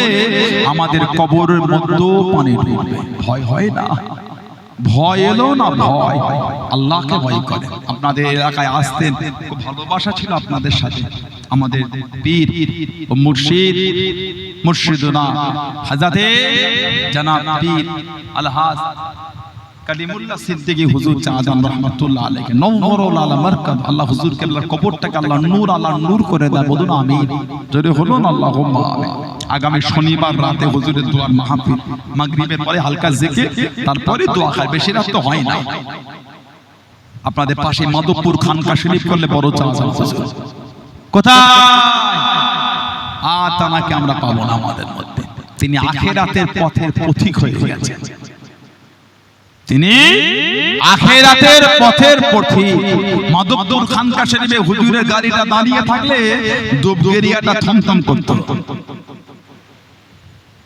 মাধবপুরে হুজুরের গাড়িটা দাঁড়িয়ে থাকলে দুবগেরিয়া গ্রামটা থমথম করতে বিষয় আছে কথা বলছেন না চলে গেলেন সব আমরা একে একে কাতারে কাতারে চলে যাব জবাবটা কি দেব জীবনে করেছি দেখি বলে ভয় হয় না সারা জীবন তো মসজিদে মাইকে অ্যালাউন্স হলো অমুকের ছেলে অমুক মারা গিয়েছে অমুকের মেয়ে অমুক ইন্তেকাল অমুক সময় জানাজা শুনিনি আমরা শোনা হয় না একদিন আমাদের নাম ধরে মসজিদের মাইকটাই হাঁকা হবে আহা কোনদিন ভেবে দেখেছেন এখন লোকের নাম শুনছি একদিন লোক আমাদের নাম শুনবে ভয় হয় না ভয় সারা জীবন লোকে কাফন কিনে এনে বাজার থেকে দিয়েছে মাধবপুর বাজার থেকে ময়না থেকে কাফন এনে দিয়েছেন একদিন লোক আমাদের কাফন কিনে এনে দেবে ভয় হলো না সারা জীবন চুলাতে হাঁড়ি দিয়ে পানি দিয়ে বয়ের গাছ কুল গাছের পাতা দিয়ে পানি গরম কুসুম কুসুম গরম করে লাশটা গোসল দিবার জন্য আমরা অন্যের লাশ গোসল দিবার জন্য সহযোগিতা করেছি একদিন আমাদের লাশ গোসল দেবে বলে লোকে পানি গরম করবে সারা জীবন লোকের খাটিয়া তুলে জানাজার জায়গায় নিয়ে গিয়ে জানাজার নামাজ পড়েছে এটি ইসালে সওয়াব সবরেসানি করে করেন তো করবেন ইদানি এলাকায় খবর পাচ্ছি কিছু কিছু সব মোবাইলের মুফতি বেরিয়েছে কথা বলছেন না সাজানো বাগানে ঘুম লেগেছে ঘুম এটা বেদাত, এটা বেদাত, ওটা নাজায়েজ, ওটা চলবে না, ওটা দলিল নেই। কে বললো যে ভালো করে বাংলা দিনও পড়তে পারে না? মজবুত হন। এই জমিন কিন্তু আল্লাহর ওলিদের দ্বারা তৈরি জমিন। কথা ভুল বলছি না ঠিক বলছি? ও মুরব্বি বাপেরা কথা বলেন না কেন? এই জমিন আলা হযরত দাদুজান জুলফিকার আলী সিদ্দিকী ছোট হুজুর রাহমাতুল্লাহ আলাইহি রক্ত পানি করে এই জমিনে ঘুরে ঘুরে আপনাদের মুরব্বিগুলোকে সাথে করে নিয়ে আপনাদের পিছনে করে নিয়ে ইসলামের ঝান্ডা, আহলে সুন্নাত ওয়াল জামাআতের ঝান্ডাটা সুন্দর করে হুজুর তুলেছেন। কথা ঠিক বলছি না ভুল বলছি? এই জমিন আমার বড় চাচা হুজুরের খেদমত, আমার আব্বা হুজুরের খেদমত, হাক্কানি আলেম উলামাদের খেদমত, ফুরফুরা শরীফের আরো হুজুর কেবলাদের খেদমত আছে না নাই? সেই জমিনে গুণ লেগেছে। মজবুত হন না কেন? সেই যদি তিনটে মোবাইলের ভিডিও থেকে মজবুত হন, আপনি এতদিন হক সিলসিলার সঙ্গে জড়ে আছেন, আপনার মধ্যে মজবুতি নেই কেন? কথা বল না ঠিক বলছি? তোমার ভালো লাগে আর সরে যাও, এই অধিকার তোমার হয় কি করে না যায়? জানাজার পরে ইসালে সওয়াব সবরে সানি একবার নয় 100 বার করতে পারে। তবে হুকুম জানাজার নামাজ আসসালামু আলাইকুম ওয়া রাহমাতুল্লাহ, আসসালামু আলাইকুম ওয়া রাহমাতুল্লাহ, আল্লাহুম্মা আমিন, ওটা মাকরুহ। ফুকাহা কে নজদীক এ মাকরুহ है। হুকুম হলো জানাজার নামাজের সালাম ফিরিয়ে দিয়ে এবার আপনি বলেন কাতারটা ভেঙে দেন, মানে মজলিসটা চেঞ্জ হয়ে গেল, এবার আপনি সালসাল করেন, কিছু তেলাওয়াত করে দোয়া পাঠান, কিছু তেলাওয়াত করে সাহাবী নবী পাককে বলে হুজুর আমার আব্বা মা ইন্তেকাল, আমি ছেলে আমার জন্য আমার উপরে তাদের জন্য কিছু করণীয় আছে। নবী বলেন আদ-দুআউ লাহুমা, আদ-দুআউ লাহুমা, তাদের জন্য দোয়া করে ইস্তেগফার করো। আপনি মাইয়েতের জন্য দোয়া চাইছেন, বাপ চলে গেল, মা চলে গেল, এতগুলি মানুষকে নিয়ে সবরে সানি, এটা আমার আব্বার জন্য দোয়া চাও যেন আমার আব্বার কবরের আযাব আল্লাহ মাফ করে দেন, বিগত জীবনের গুনাহগুলো মাফ করে দেন। এজন্যই তো দোয়া, এজন্যই তো ইসালে সওয়াব। ওটা আমার না যায় হলে কি করি? আপনার ভালো লাগে না করলেন না, আপনি না করলে তো আস্তাগফিরুল্লাহ, আমি আপনার ছোট বড় কথা বলিনি তো, নাই করলেন আপনি, আমরা করি, আমরা করি। সমাজে যখন দোয়ার মাহফিল গুলো হয়, ওই যে খাওয়া হারাম, কিছু কিছু ফাসিক ফতোয়া দিচ্ছে এই সমস্ত মাইয়েতের নামে দোয়ার মাহফিলে যে লোক আসে মেহমানদারি করেন, বলছে ওগুলো করলে কবরের আযাব আরো বেড়ে যাবে। নাউযুবিল্লাহ বলতে পারলেন না? আস্তাগফিরুল্লাহ বলবেন না? আপনাদের এলাকায় মানুষ ইন্তেকাল হলে দোয়ার মাহফিল হয় তো, কি বলে দাওয়াত করেন? কাল দুপুরে আমার আব্বার দোয়ার মাহফিল, চাচার দোয়ার মাহফিল, দাদির দোয়ার মাহফিল, যাবে খাওয়ার দাওয়াত বলেন কি বলে? ওই কালকে বাড়িতে একটু দোয়ার মাহফিল যাবে, একটু দুপুরে দোয়া সবরে সারি একটু যাস বাপ, আমার ভাইটা ইন্তেকাল হলো তার একটু দোয়ার মাহফিল। না বলে খেতে যাবি, কোনটা বলেন? না দোয়া কত বলেন? খেতে না দোয়া? তাহলে মূল লক্ষ্য কি বলে? মূল লক্ষ্য কি? দোয়া। মূল লক্ষ্য দোয়া। 20 কিলোমিটার দূর থেকে আপনার বাড়িতে দুপুরবেলা মেহমানটাকে দাওয়াত করে আনলেন, দোয়া হবে, সবরে সানি মিটে গেল।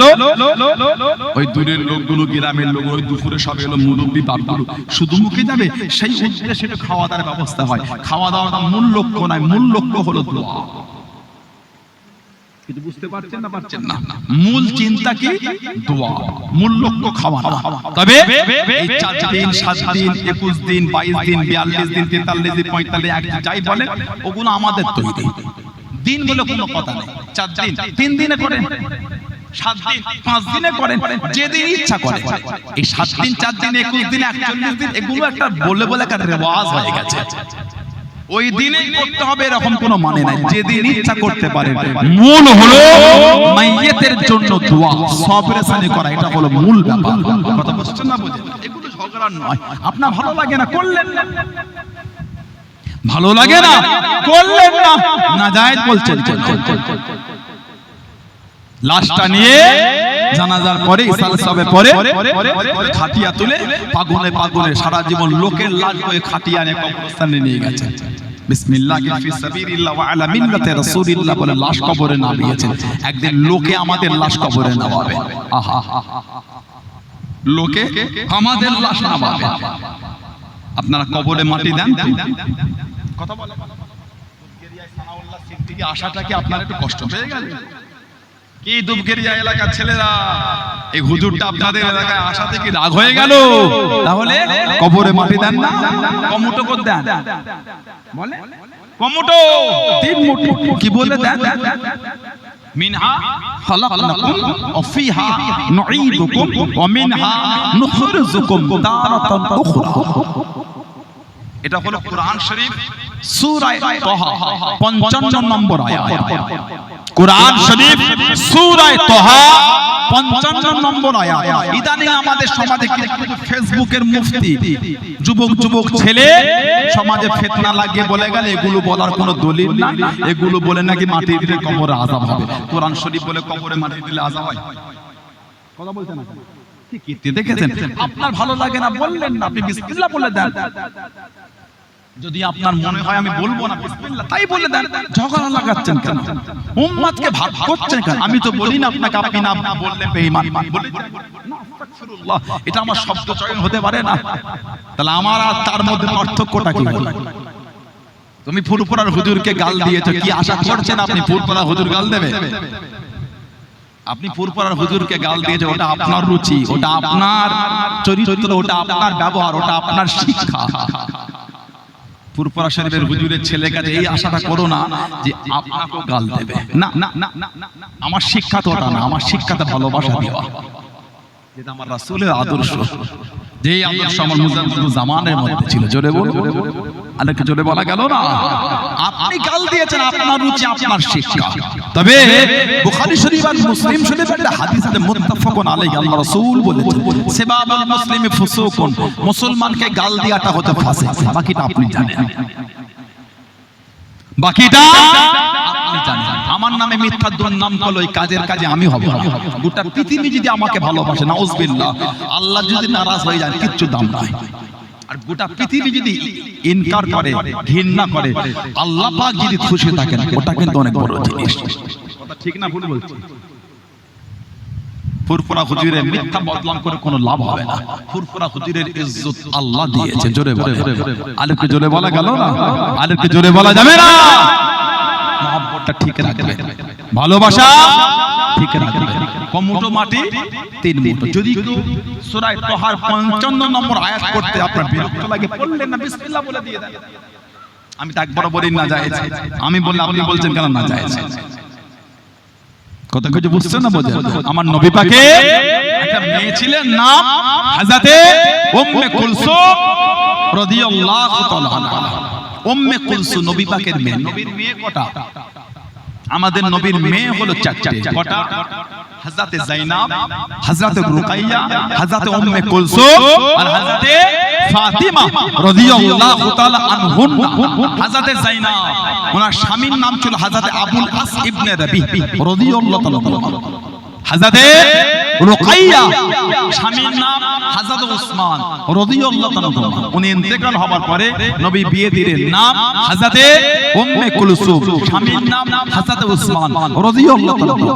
নবীর মেয়ে হযরত ফাতিমা, স্বামীর নাম হযরত আলী রাদিয়াল্লাহু তাআলা। নবী পাকের মেয়ে হযরত উম্মে কুলসুম রাদিয়াল্লাহু তাআলা ইন্তেকাল হলো। 9 হিজরিতে ইন্তেকাল মদিনা শরীফে হয়েছে। আল্লাহ নবী বলেছিলেন যদি আল্লাহ পাক আমাকে আরো মেয়ে দিতেন, আমি ওই মেয়েটার সাথে আমার উসমানের বিয়ে দিয়ে দিতাম। জোরে বললেন না? আরেকটু জোরে বলা গেল না? একটা হাদিস শরীফের কিতাব আছে মুসনাদে আহমদ ইবনে হাম্বল, 4 ইমামের এক ইমাম, ইমামে আহমদ ইবনে হাম্বল কিতাব, জানাকে আল্লাহ 10 লক্ষ খালি হাদিসের হাফেজ করেছেন। আরেকটু জোরে বলবেন না? ইমামে আহমদ ইবনে হাম্বল রাদিয়াল্লাহু তাআলা 10 লক্ষ হাদিসের হাফেজ। ওনার জাহিরি উস্তাদ ছিলেন ইমাম আবু ইদ্রিস আশ-শাফি রাহমাতুল্লাহ, আর ওনার ছাত্র ছিলেন ইমাম বুখারী রাহমাতুল্লাহ। জোরে বলবেন না? ইমাম আবু ইদ্রিস আশ-শাফি রাহমাতুল্লাহ, ওনার আবার উস্তাদ ছিলেন ইমাম মালিক রাহমাতুল্লাহ। জোরে বলবেন না? কোন বর্ণনা এসেছে যে ওনার আবার উস্তাদ ছিলেন আমাদের ইমাম নুমান বিন সাবিত আবু হানিফা রাহমাতুল্লাহ। জোরে বলুন না সুবহানাল্লাহ। আবার অনেকে বলেছে ইমাম মালিক হুজুর আমাদের ইমাম আবু হানিফা হুজুর যখন মদিনা শরীফে আসতেন, ইমামে মালিক আর আমাদের ইমাম রাহমাহুমুল্লাহ, এই 2 ইমাম মাসলা মাসাইলের আলোচনা করতে গিয়ে রাতের পর রাত কেটে যেত। জোরে বলবেন না সুবহানাল্লাহ। সুবহানাল্লাহ। ইমাম আহমদ ইবনে হাম্বল মুসনাদে আহমদ ইবনে হাম্বল বলে কিতাব লিখেছেন। 40,000 কম বেশি হাদিস ওই কিতাবের মধ্যে উনি লিপিবদ্ধ। 40,000 ওই কিতাবে জিকির করেছেন। কিতাব মুস্তাদরাকে হাকিম বলে একটা কিতাব, হাদিস শরীফের কিতাব। কিতাব সুনানুল কুবরাল বাইহাকি, ইমাম বাইহাকি হুজুর লিখেছেন। এটা হাদিস শরীফে এসেছে আন আবি উমামা রাদিয়াল্লাহু আনহু, হাদিস আবু উমামা থেকে এসেছে ক্বালা লাম্মা উদিয়াত উম্মে কুলসুম ইবনাতু রাসূলিল্লাহ সাল্লাল্লাহু আলাইহি ওয়াসাল্লাম ফিল কবর, নবী পাকের মেয়ে হযরত উম্মে কুলসুম রাদিয়াল্লাহু তাআলা তাকে যখন কবরে রাখা হলো দাফনের জন্য, লাম্মা উদিয়াত قال لما وديت ام كلثوم ابنه رسول الله صلى الله عليه وسلم في القبر, কবরের মধ্যে তাকে রাখা হলো দাফনের জন্য নবী পাকের قال رسول الله صلى الله عليه وسلم, আল্লাহ রাসূল বলেছিলেন, কি বলেছিলেন, মিনহা খালাকনাকুম ওয়াফিহা নুঈদুকুম ওয়ামিনহা নুখরিজুকুম তারাতান উখরা। নবী পাক নিজের মেয়েকে কবরে রেখে কোরআন শরীফ সূরা তাহার 55 নম্বর আয়াত করে রাসূলুল্লাহ দাফন করেছিলেন। জোরে বলে নাই বলছেন কেন? ভালো লাগে না? বললেন না, আবার বলছি, ঝগড়া করো না। উম্মতের মধ্যে ফিতনা ঝগড়া এগুলো ভালো লাগে না, ঠিক না? ভুল বলছি। আপনার মন লাগলো না, করলেন না, আমি করলে আপনি আমাকে নাজায়েজ বলে দিচ্ছেন কেন? আপনি শিখলেন কোনটা জায়েজ আর নাজায়েজ। 10 লক্ষ হাদিসের হাফেজ ইমাম আহমদ ইবনে হাম্বল হুজুর শিখলেন না, ঠিক না? ভুল বলছি। আপনি শিখে গেলেন যিনি বাংলা রিডিং করতে পারে। আরেকটা রিওয়ায়াত এসেছে কোরআন শরীফ সূরা তাহার 55 নম্বর আয়াতে তাফসীর করতে গিয়ে আল্লামা হাফেজ ইবনে কাসির রাহমাতুল্লাহ, আল্লামা হাফেজ ইবনে কাসির তাফসীর ইবনে কাসির বলার তাফসীরের কিতাব আছে, ওই কিতাবে তাফসীর করতে গিয়ে হাদিস এনেছেন। ফিল হাদিসিল্লাযী ফি সুনান, সুনানের কিতাবে যিকির হয়েছে আন্না রাসূলুল্লাহ সাল্লাল্লাহু আলাইহি ওয়াসাল্লাম হাদারা জানাজাতান, নবী পাক একটা জানাজায় হাজির হলেন। হাজারা জানাজাতান, নবী পাক হাদারা জানাজাত, নবী পাক একটা জানাজায় হাজির হলে ফালাম্মা দুফিনাল মাইয়িত, ফালাম্মা মানে যখন, দুফিনা মানে দাফন, ফালাম্মা যখন, দুফিনাল মাইয়িত মাইয়িতকে যখন দাফন করা হচ্ছে, আখাযা কবজাতান মিনাত তুরাব, আল্লাহ রাসূল এক মুঠো মাটি, তুরাব মানে মাটি, আল্লাহর নবী এক মুঠো মাটি দিলেন। আখাযা কবজাতান মিনাত তুরাব, রাসূলুল্লাহ এক মুঠো মাটি দিলেন। ফালকাহা ফিল কবর, নবী পাক কবরের মধ্যে দিলেন। হুম্মা ক্বালা, অতঃপর নবী পাক বললেন মিনহা খালাকনাকুম, এক মুঠো মাটি নিয়ে কবরে রেখে রাসূলুল্লাহ বলেন মিনহা খালাকনাকুম। হুম্মা অতঃপর, আখাযা ওয়া ক্বালা, অতঃপর আবার নিলেন, নবী পাক বললেন ওয়াফিহা নুঈদুকুম, কবরে রাখলেন। হুম্মা অতঃপর আখাযা উখরা ওয়া ক্বালা, অতঃপর আবার আরেক মুঠো নিয়ে নবী পাক কবরে দিয়ে আল্লাহ রাসূল বললেন ওয়ামিনহা নুখরিজুকুম তারাতান উখরা, আল্লাহ নবী 3 মুঠো মাটি 3 পাটে কবরে রেখে আল্লাহ রাসূল সূরা তাহার 55 নম্বর আয়াত রাসূলুল্লাহ পড়েছিলেন। জোরে বলে নেই বলে ঝগড়া লাগাচ্ছেন কেন? খবর আছে আমার কাছে এলাকায় কিছু জায়গায় যুবক ছেলেরা একটু বিয়াদবি করছে, খবরদার, এই অভ্যাসগুলি ভালো না। আপনার মনে কিছু জানার ইচ্ছা হলে আমাদের জিজ্ঞাসা করে, ভালোবাসালে ঝগড়া নিয়েতে নয়। আমি তো আমার বিরোধীদের বলেছি খারাপ শব্দ চয়ন করেছি, কথা বলে না, আমি খারাপ শব্দ চয়ন করেছি, খারাপ বাক্য আমি উচ্চারণ করেছি না, এটা আমাদের জন্য কাম্য না। আপনার সাথে আমার দ্বিমত হতেই পারে, দ্বিমত হবে বলে যে নোংরা শব্দের আক্রমণ করব, এটা কোনোদিন কাম্য না। উম্মতের মধ্যে এটা কাম্য না। আপনার সাথে মাসলা মাসাইল আমার দ্বিমত থাকতেই পারে, তা বলেই নয় আপনি আমাকে নোংরা ভাষা বলবেন, আমি আপনাকে নোংরা ভাষা বলবো, এটা উম্মতের মধ্যে কোনোদিন কাম্য না। বিগত দিনে উলামাদের মধ্যে ইখতিলাফ হয়েছে, খারাপ শব্দ দ্বারা নয়, দলিল দ্বারা। আমাদের মধ্যে হবে নোংরা শব্দ দ্বারা নয়, দলিল দ্বারা। আপনার যদি জানার ইচ্ছা হয় আসলে আমাদের কাছে বসেন, ডিসকাস করেন, আলোচনা করেন। আহলে সুন্নাহ ওয়াল জামাতের উলামারা আছে, বসেন। কেন আপনি 3টে ভিডিও দেখে ওটাই কেন সমাজে প্রচার করছেন? কথা ঠিক না ভুল বলছি? আল্লাহ ফিতনা থেকে আমার ভাইগুলোকে হেফাজত করে, বলুন আমিন। জোরে বলেন আল্লাহুম্মা আমিন, জোরে বলেন আল্লাহুম্মা আমিন। মুহাব্বতটা ঠিক রাখবে, মানবে। আলা হযরত মুজাদ্দিদুজ জামান 29 শতাব্দীর মুজাদ্দিদ উলিল আমর হযরত আবু বকর সিদ্দিক, আমার দাদা পীর কিবলা রাহমাতুল্লাহ আলাইহি, হযরত আবু বকর সিদ্দিক রাহমাতুল্লাহ পীর বলে মেনেছেন, মুর্শিদ বলে মেনেছেন। নীতিতে, আকীদায়, নীতিতে মজবুত হতে শেখেন। কে মানলেন না মানলেন আমি বলতে পারবো না, আমি মানি। এই ভালোবাসা তৈরি করে। কে মানলো আমার, কে না মানলো আমার, কি আমি তো মানি। কথা ঠিক বলছি না ভুল বলছি? 5 হুজুর কিবলাকে মানেন আপনারা? কি বলে মানে নীতি ঠিক করে। আব্বাজান চাচাজান মুরব্বি হুজুরদের মানে নীতি মজবুত করে। সানাউল্লাহ সিদ্দিকের দুটো ভাষা, তিনটে নোংরা ভাবে চলা, দুটো বাজে বাক্য। আমার ওই শব্দ চয়নগুলোকে পুরোপুরা শরীরকে বিচার করতে জানতে, যদি আমার ব্যবহার খারাপ হয় আমার থেকে দূরে চলে যান, আমার কোনো দুঃখ নাই। দাদা হুজুরকে তো আপনি মানেন, পাঁচ হুজুরকে তো মানেন, আমার মুরব্বি হুজুরগুলিকে তো মানেন, আলহামদুলিল্লাহ ওতেই মজবুত থাকে। যদি আমি খারাপ হয় কেন আমাকে মানবেন, দূরে সরে যান। তবে নীতিটা ঠিক রাখবেন। সব একটা করে গোল জামা তৈরি করবেন, সব একটা করে গোল জামা করবেন, কলার করবেন না, এই গোল গলা, এই ঘন্টি করবেন ঘন্টি, আর এই নেট করবেন নেট, নিসফুস সাক, নিসফুস সাক, এই হাঁটু আর পায়ের কাটের মাঝখানে জামার ঝুলটা নামবে, নিসফুস সাক। সব একটা করে গোল জামা করবেন। বলুন ইনশাআল্লাহ। যদি বললেন না ইনশাআল্লাহ, বলেন আল্লাহুম্মা আমিন। জুম্মার নামাজে যাচ্ছেন, ওয়াক্তের নামাজে যাচ্ছেন, জলসা মাহফিলে বসেন, ফুরফুরা শরীফে যান, আল্লাহ ওয়ালাদের কাছে যাচ্ছেন, এই গোল জামা পরে যান। মুরিদ কবে হবে এগুলি আমাদের? এত বছর খানকা শরীফ এলাকার হলো, আবার ওই রাহানার 2 নম্বর গেট থেকে ঢুকে সুলেমানপুর কারবালা আমার আব্বা হুজুর কেবলা খানকা শরীফ করলেন, সেখানে সব জিকিরে তালিমে প্রতি বাংলা মাসের দ্বিতীয় বুধবার চলে যাচ্ছেন। এখনই যদি আমাদের মুরিদ হিসাবে জায়গা তৈরি না হয় আর কবে হবে? তা বলে আস্তাগফিরুল্লাহ, আমি এটা বলছি না যে ফারা পাঞ্জাবিতে নামাজ হবে না, ভুল মনে করবেন। ফারা পাঞ্জাবিতেও নামাজ হবে, ফারা পাঞ্জাবি তো নামাজ হবে, তবে সুন্নাতের কিন্তু একটা গুরুত্ব আছে। সব একটা করে গোল জামা পরবেন, বলুন ইনশাআল্লাহ। এই এলাকায় বড় চাচা হুজুর আসতেন, হুজুর এই জামা পরতেন না? বলেন তাহলে মুরিদ আমরা আমাদের নেই কেন? আমাদের সেই দরবারেরই মানুষ, আমাদের সেই রাস্তারই আমরা আরোহী, আমাদের নাই কেন? মুজাদ্দিদ জামান আল্লাহ পাক কি মাকাম দিলেন, কি সম্মান দিলেন। দাদা হুজুরের খলিফা ছিলেন। মেদিনীপুরে পিয়ারডাঙ্গায় শুয়ে আছেন হযরত আব্দুল মাবুদ ফারুকী রাহমাতুল্লাহ। হযরত আব্দুল মাবুদ ফারুকী রাহমাতুল্লাহ, ওনার আব্বাজান ছিলেন হযরত আব্দুল বাসিত ফারুকী রাহমাতুল্লাহ। ওনার আব্বার পীর ছিলেন হাফেজ আব্দুর রহমান মুরাদাবাদী রহমাতুল্লাহ। পূর্ব মেদিনীপুরের কাঁথি, ওর পাশে এগরা শরীফে শুয়ে আছে হাফেজ আব্দুর রহমান মুরাদাবাদী। আমার দাদা হুজুরকে আল্লাহ পাক কি ইজ্জত দিয়েছে। আল্লাহ পাকের অনেক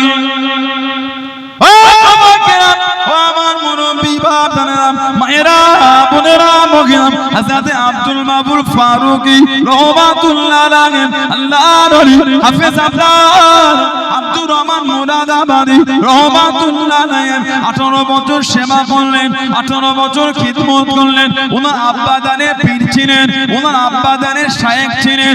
ও জওয়ান, প্রথমে 11 বছর কন্টিনিউ খিদমত করেছেন, মাঝখানে কিছুদিন বন্ধ রেখে আবার 7 বছর সেবা করলেন, কম বেশি 18 বছর খিদমত করলেন। আল্লাহর ওলি হাফেজ আব্দুর রহমান মুরাদাবাদী রাহমাতুল্লাহ আলাইহি হুজুর আমার ডাক দিয়ে দিলেন, হুজুর আমার জানিয়ে দিলেন, ও বাবা আব্দুল মাবুদ, আমার যাবার সময় হয়ে গিয়েছে। আল্লাহ পাকের ডাক এসে গিয়েছে, আল্লাহ পাকের ডাক এসে গিয়েছে, আমি আর বেশি দিন বাঁচবো না। হাফেজ আব্দুর রহমান মুরাদাবাদী মনে দিয়ে, ও বাবা আব্দুল মাবুদ, আল্লাহ পাকের ডাক এসে গিয়েছে, হুজুর আমাকে মুরিদ করে নেন, হুজুর আমাকে বায়াত করে নেন, হুজুর আমাকে আপনি মুরিদ করে নেন। আল্লাহর ওলি হাফেজ আব্দুর রহমান মুরাদাবাদী মনে দিলেন, ও বাবা আব্দুল মাবুদ, তোমাকে আমি মুরিদ করব না, অন্য জায়গায় যাও বাবা, অন্য জায়গায় মুরিদ হবে। জঞ্জাল করে কাঁদে, চোখ ভরা পানিতে কাঁদে, হুজুর বিয়াদি মাফ করুন, গুস্তাখিটা ক্ষমা করুন, দীর্ঘদিনের আশা, কত চাওয়া, কত পাওয়া, কত আশা, আপনার কাছে মুরিদ হব, আপনার কাছে বায়াত হব। হুজুর আপনি আমাকে মুরিদ করে নেন, হুজুর আপনি আমাকে বায়াত করে নেন, অন্য জায়গায় ফেরাবেন না, অন্য জায়গায় পাঠাবেন না। ও তোমাকে, ও আমার মুরব্বি বাবারা, আল্লাহর ওলি হাফেজ আব্দুর রহমান মুরাদাবাদী রাহমাতুল্লাহ বলে দিয়েছেন, ও বাবা আব্দুল মাবুদ, তোমাকে আমি মুরিদ করব না। তোমার নাম কানাম ফুরফুরা শরীফের আবু বকর সিদ্দিকীর হাতে লেখা আছে, আল্লাহ পাক জানাবেন এই জামানার জন্য মুজাদ্দিদ করে দিয়েছে। আর একটু জোরে বলা গেল না? আব্দুল মাবুদ তোমাকে আমি মুরিদ করছি, যাও ফুরফুরা শরীফে আবু বকর সিদ্দিকের কাছে তুমি মুরিদ হবে। তোমার নামটা আল্লাহ পাক ওনার কাছেই লিখে রেখেছেন। জোরে বলো। সেই দাদা হুজুর কেবলাকে আল্লাহ আমার আপনার মুর্শিদ বানিয়েছেন। সেই দাদা হুজুর কেবলা আমাদের পীর। আজও ভারতবর্ষের বিভিন্ন জায়গায় আজও গিয়ে খালি বললে হয় ফুরফুরা শরীফ। আজও আল্লাহ আমাদের সম্মান মিলিয়ে দেন। জোরে বলে।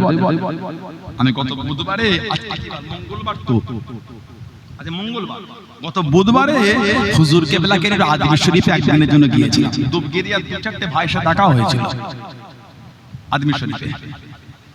বুধবারে সেখানে ছিলাম, মাগরিব এশা ফজর সব পড়লাম।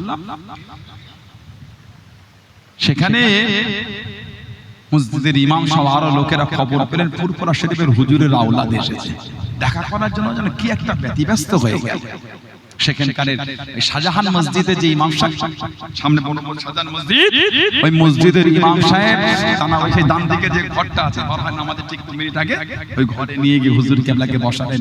আপ তো বুজুর্গ, আপ তো হযরত हैं, आपके वालिद साहब, आपके दादा वालिद साहब, दादा जान मुजद्दिदुज़्ज़मान, हमारा वालिद साहब, हमारा दादा, उनसे बहुत ताल्लुक था, आना जाना था, मोहब्बत था। अब अपने के औलाद है, अब तो बुजुर्ग, अब पीर है, अब हमारे दुआ फरमाए। कि सम्मान আপনার আব্বা, আপনার দাদু, আমার আব্বা আমার দাদু, তানাদের সাথে একটা সম্পর্ক ছিল।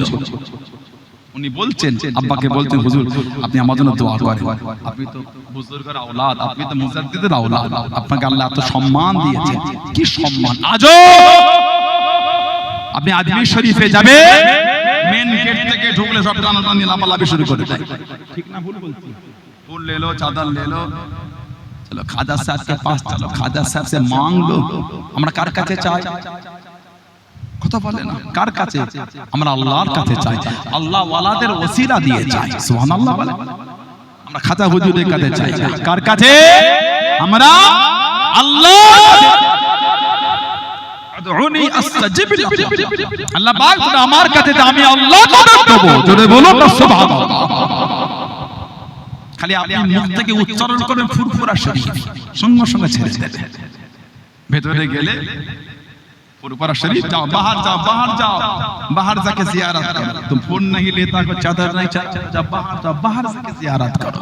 কথা ঠিক বলছি না ভুল বলছি? বলেন আপনারাই বলেন। সেই তারাগার পাহাড়ে উঠলে কি বলে, গাড়ির চাকা গড়াচ্ছে, তখন লোক ছুটছে, ফুরফুরিয়া ফুরফুরিয়া, গাড়ি থেকে নেবে, हमारा साथ चलिए, मेरे पीछे पीछे आइए, हमारा पीछे पीछे आइए। नहीं गया ये जो खानका शरीफ देख रहे हैं ना, फुरफुरा शरीफ की हजरत ने बनाया, आप की हुजूर ने बनाया। इधर बैठ जाइए, इत्मीनान से सुकून से जियारत कीजिए, कोई डिस्टर्ब नहीं करेगा। हमको पता है, हमको मालूम है, अब फोन नहीं लेता है, चादर नहीं चढ़ाता है, सिजदा नहीं करता है, पता है, पता है। बैठ जाइए, इत्मीनान से जियारत कीजिए, और जाने का वक्त हम लोग को कुछ कुछ हादिया देके जाइए। ঠিক বলছি না ভুল বলছি? আজও ফুরফুরা শরীফের নাম বললে তারা দূরে সরে যায়। জোরে বলো। আর জোরে বলা গেল না। শুধু আজমি শরীফ বলে নয়, ভারতবর্ষের বিভিন্ন মাজারে, বিভিন্ন জায়গায় ওরা জানে এরা এগুলি করে না, এরা সুন্নত তরিকায় খালি কবরটা জিয়ারত করে। এতদিন যারাই বাংলাদেশ থেকে ফতোয়া দিলেন, উম্মতের মধ্যে ঝগড়া লাগালেন, কবর জিয়ারত নাজায়েজ, কবরের দিকে মুখ করা নাজায়েজ, আজকে তানাদের ভিডিওগুলো আমরা নেটে দেখছি, সব কবর ঘিরে জিয়ারত করছেন। দেখেন না আপনারা? তাহলে কেন ঝগড়া করলেন?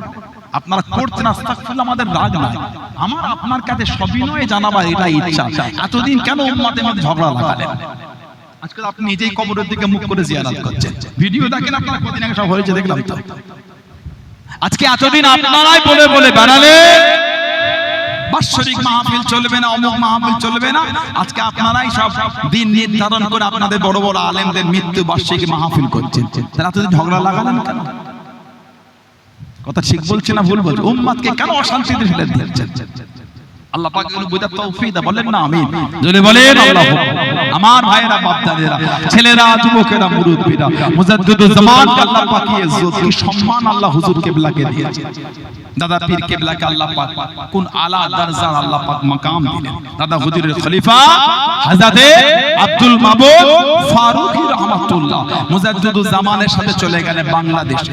তখন তো অখণ্ড বাংলা, তৎকালীন যুগে তো অখণ্ড বাংলা। দাদা হুজুর হজ করতে গেলে পাবনা জেলা সাতিয়ার থেকে হজ করতে গেলে পাবনা দুজন চিশতিয়া তরিকার নাম করে লোকেদের করে গোমরা পথে ঠেলে দিয়েছেন। চিশতিয়া তরিকার নাম করে দুজন ব্যক্তি দাদা হুজুর কেবলা বলে, আব্দুল মাবুদ জি হুজুর, এদের দুজনের ইলমকে সলভ করে খাজা হুজুরের দরবারে জমা দিয়ে দাও। এদের দুজনের ইলমকে সলভ করে নাও। যারা তাসাউফের একটু আলোচনা জানেন, বোঝেন, বসেন, তারা এগুলো জানেন। লতিফা হলো 10টা, কলব, রূহ, শেদ, খাফি, আকফা, নফস, আব, আতশ, খাক, বাত। লতিফা হচ্ছে 10টা। এদের ইলমকে সলভ করে খাজা হুজুরের দরবারে যাও। আল্লাহ পাকের ওলি ও আমার মুরব্বি বাবা আল্লাহর ওলি হযরত আব্দুল মাবুর ফারুকী রহমাতুল্লাহ জানিয়ে দেন, আল্লাহ পাকের ওলি হুজুর বিয়াদি মাফ করুন, গুস্তাগিটা ক্ষমা করুন, আমি আব্দুল মাবুদ পারবো না, আমি আব্দুল মাবুদ পারবো না, হুজুর আমাকে মাফ করে দিন, হুজুর আমাকে মাফ করে দিন। ও যুবক আল্লাহর ওলি আমার আপনার পীর জামানার মুজাদ্দিদ মুজাদ্দিদুজ জামান হযরত দাদা পীর রহমাতুল্লাহ আলাইহি হুজুর আমার জানিয়ে দিন, হুজুর আমার শুনিয়ে দিন। ও আব্দুল মাবুদ চোখটা বন্ধ করে বসে যাও বাবা, চোখটা বন্ধ করে বসে যাও। আল্লাহর ওলি হযরত আব্দুল মাবুদ ফারুকী রহমাতুল্লাহ আলাইহি চোখটা বন্ধ করে বসে গেলেন, চোখটা বন্ধ করে বসে গেলেন। আল্লাহ পাকের হুকুমে গরিবে নওয়াজ মাইনুদ্দিন চিশতি আজমিরি সঞ্জারি রহমাতুল্লাহ জানে দিদারটা নসিব হয়ে গেল, লেখাটা নসিব হয়ে গেল।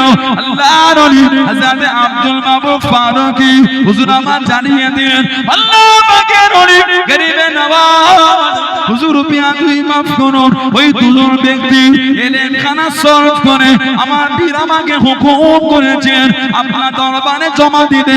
আমি আব্দুল মাবুদ করি না, আমি আব্দুল মাবুদ করি না, হুজুর বিয়াদি মাফ করুন, আপনি ওদের ইলমটা সলভ করে নেন, আপনি ওদের ইলমটা সলভ করে নেন।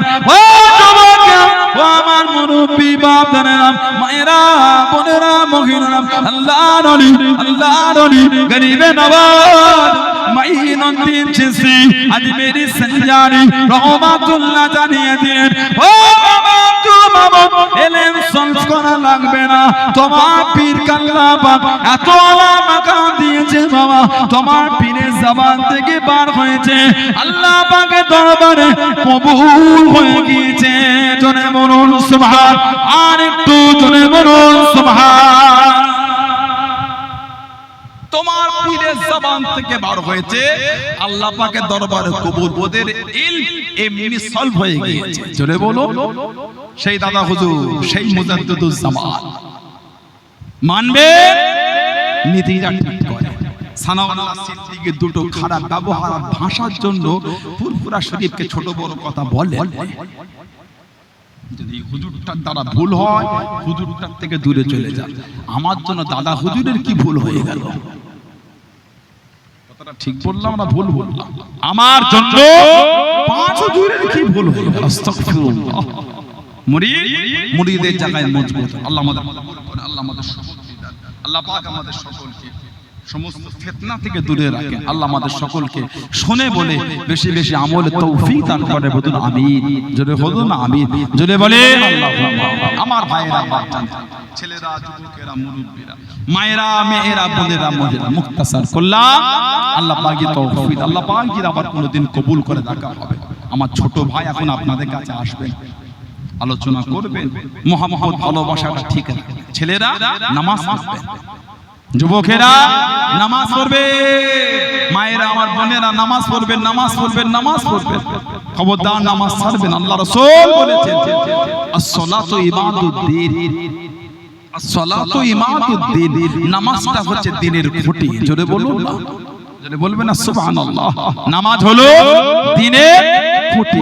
যার দ্বীনের খুঁটি নাই সে আবার দ্বীনের উপর মজবুত হবে কি করে? নবী বলছেন as-salatu imaduddin, নামাজ হচ্ছে দ্বীনের খুঁটি। যার দ্বীনের খুঁটি নাই সে আবার দ্বীনের উপর মজবুত হয় কি করে? কথা ঠিক না ভুল বলছি? আল্লাহ রাসূল বলেছেন আফজালুল ইবাদত ইবাদাতুস সালাত, যত রকম ইবাদত আছে উত্তম ইবাদতটা হচ্ছে নামাজ। জোরে বলবেন না, আরেকটু জোরে বলা গেল না, নামাজি হয়ে যান ভাইরা, নামাজ পড়বেন, খবরদার নামাজ ছাড়বেন না, মা বাপের খেদমত করবেন। আমার বোনেরা মা বাপের খেদমত করবে, আর মায়েরা বাপজানেরা মুরব্বীরা আমার মায়েরা বোনেরা মাগরিবের নামাজের পরে দুই রাকাত করে 6 রাকাত সালাতুল আওয়াবিনটা আপনারা পড়বেন।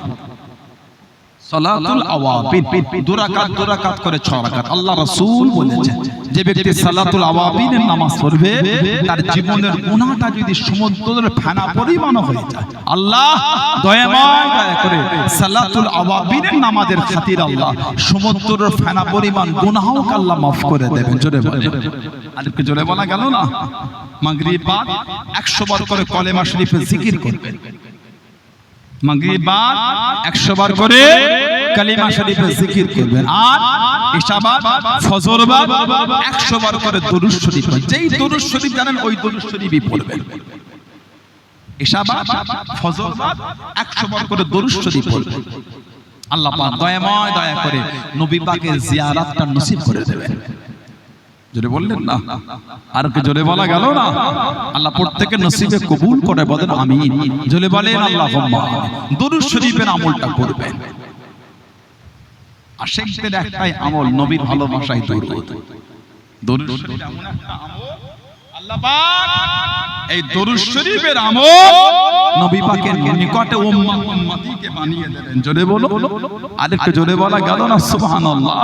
দরুদ শরীফের আমলটা আপনারা ঠিক রাখবেন। মুহাব্বত নবীর মুহাব্বত রাসূলের সাহাবাদের দিকে দেখেন, হাদিস শরীফে আল্লাহ রাসূল আল্লাহ নবী বলেছেন দরুদ শরীফ নবী পাকের কিয়ামতে ইন্না আউওয়ালা ইয়াউমুল কিয়ামা, ইন্না আউওয়ালান নাস মিন ইয়াউমুল কিয়ামা, কিয়ামতের ময়দানে আমি নবী আমার কাছের মানুষে কে আকসারুহুম আলাইহি সালাম, যে ব্যক্তি আমি নবী আমার কাছে বেশি বেশি দরুদ শরীফ পড়বে কিয়ামতে ওই লোকটা আমার নবী পাকের কাছে হয়ে যাবেন। জোরে বলেন আল্লাহ আমাদের কবুল করেন। আল্লাহ পাক এই আমলগুলো আমাদের বেশি বেশি করার তৌফিক দান করে বলুন আমিন।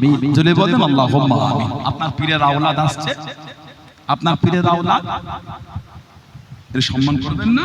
নারে তাকবীর, নারে তাকবীর। আওলাদে মুজাদ্দিদুজ জামান, সিলসিলায়ে মুজাদ্দিদুজ জামান, নারে তাকবীর। দুবগেরিয়া গ্রামের বাৎসরিক সালে সবা, দুবগেরিয়া গ্রামের বাৎসরিক সালে সবা, নারে তাকবীর। একবার আমাকে সালাম দেন। ওয়া আলাইকুমুস সালাম ওয়া রাহমাতুল্লাহ। আমার ছোট ভাই এসেছে, আলোচনা করবে। ভাই শেষ দোয়া করে দেবে। ভাই আখেরি মোনাজাত, সবাই আগে আগে এসে বসে, সবাই আগে আসে এসে বসে। আসসালামু আলাইকুম ওয়া রাহমাতুল্লাহি ওয়া বারাকাতুহু। একটু দরুদ শরীফ আল্লাহ